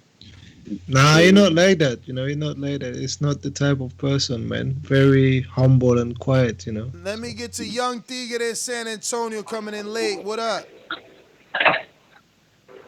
Yo, what up, boys? What's going on? What up? Shit, man. Just showing y'all a little love right quick before y'all shut it down, man. Fucking episode's always good, man. Everything great. Just mad love out there, boy. I'll see y'all. Talk to y'all boys later. Oh, shout out to you, Young Tigre. Thank you for all the love. Always listening, always in the chat, Patreon, all that goodness. Yo, thank everybody. Have a safe and good night. Catch y'all in the morning for more boxing talk. You already know, 7 days a week, man. We 24/7. Peace. Peace.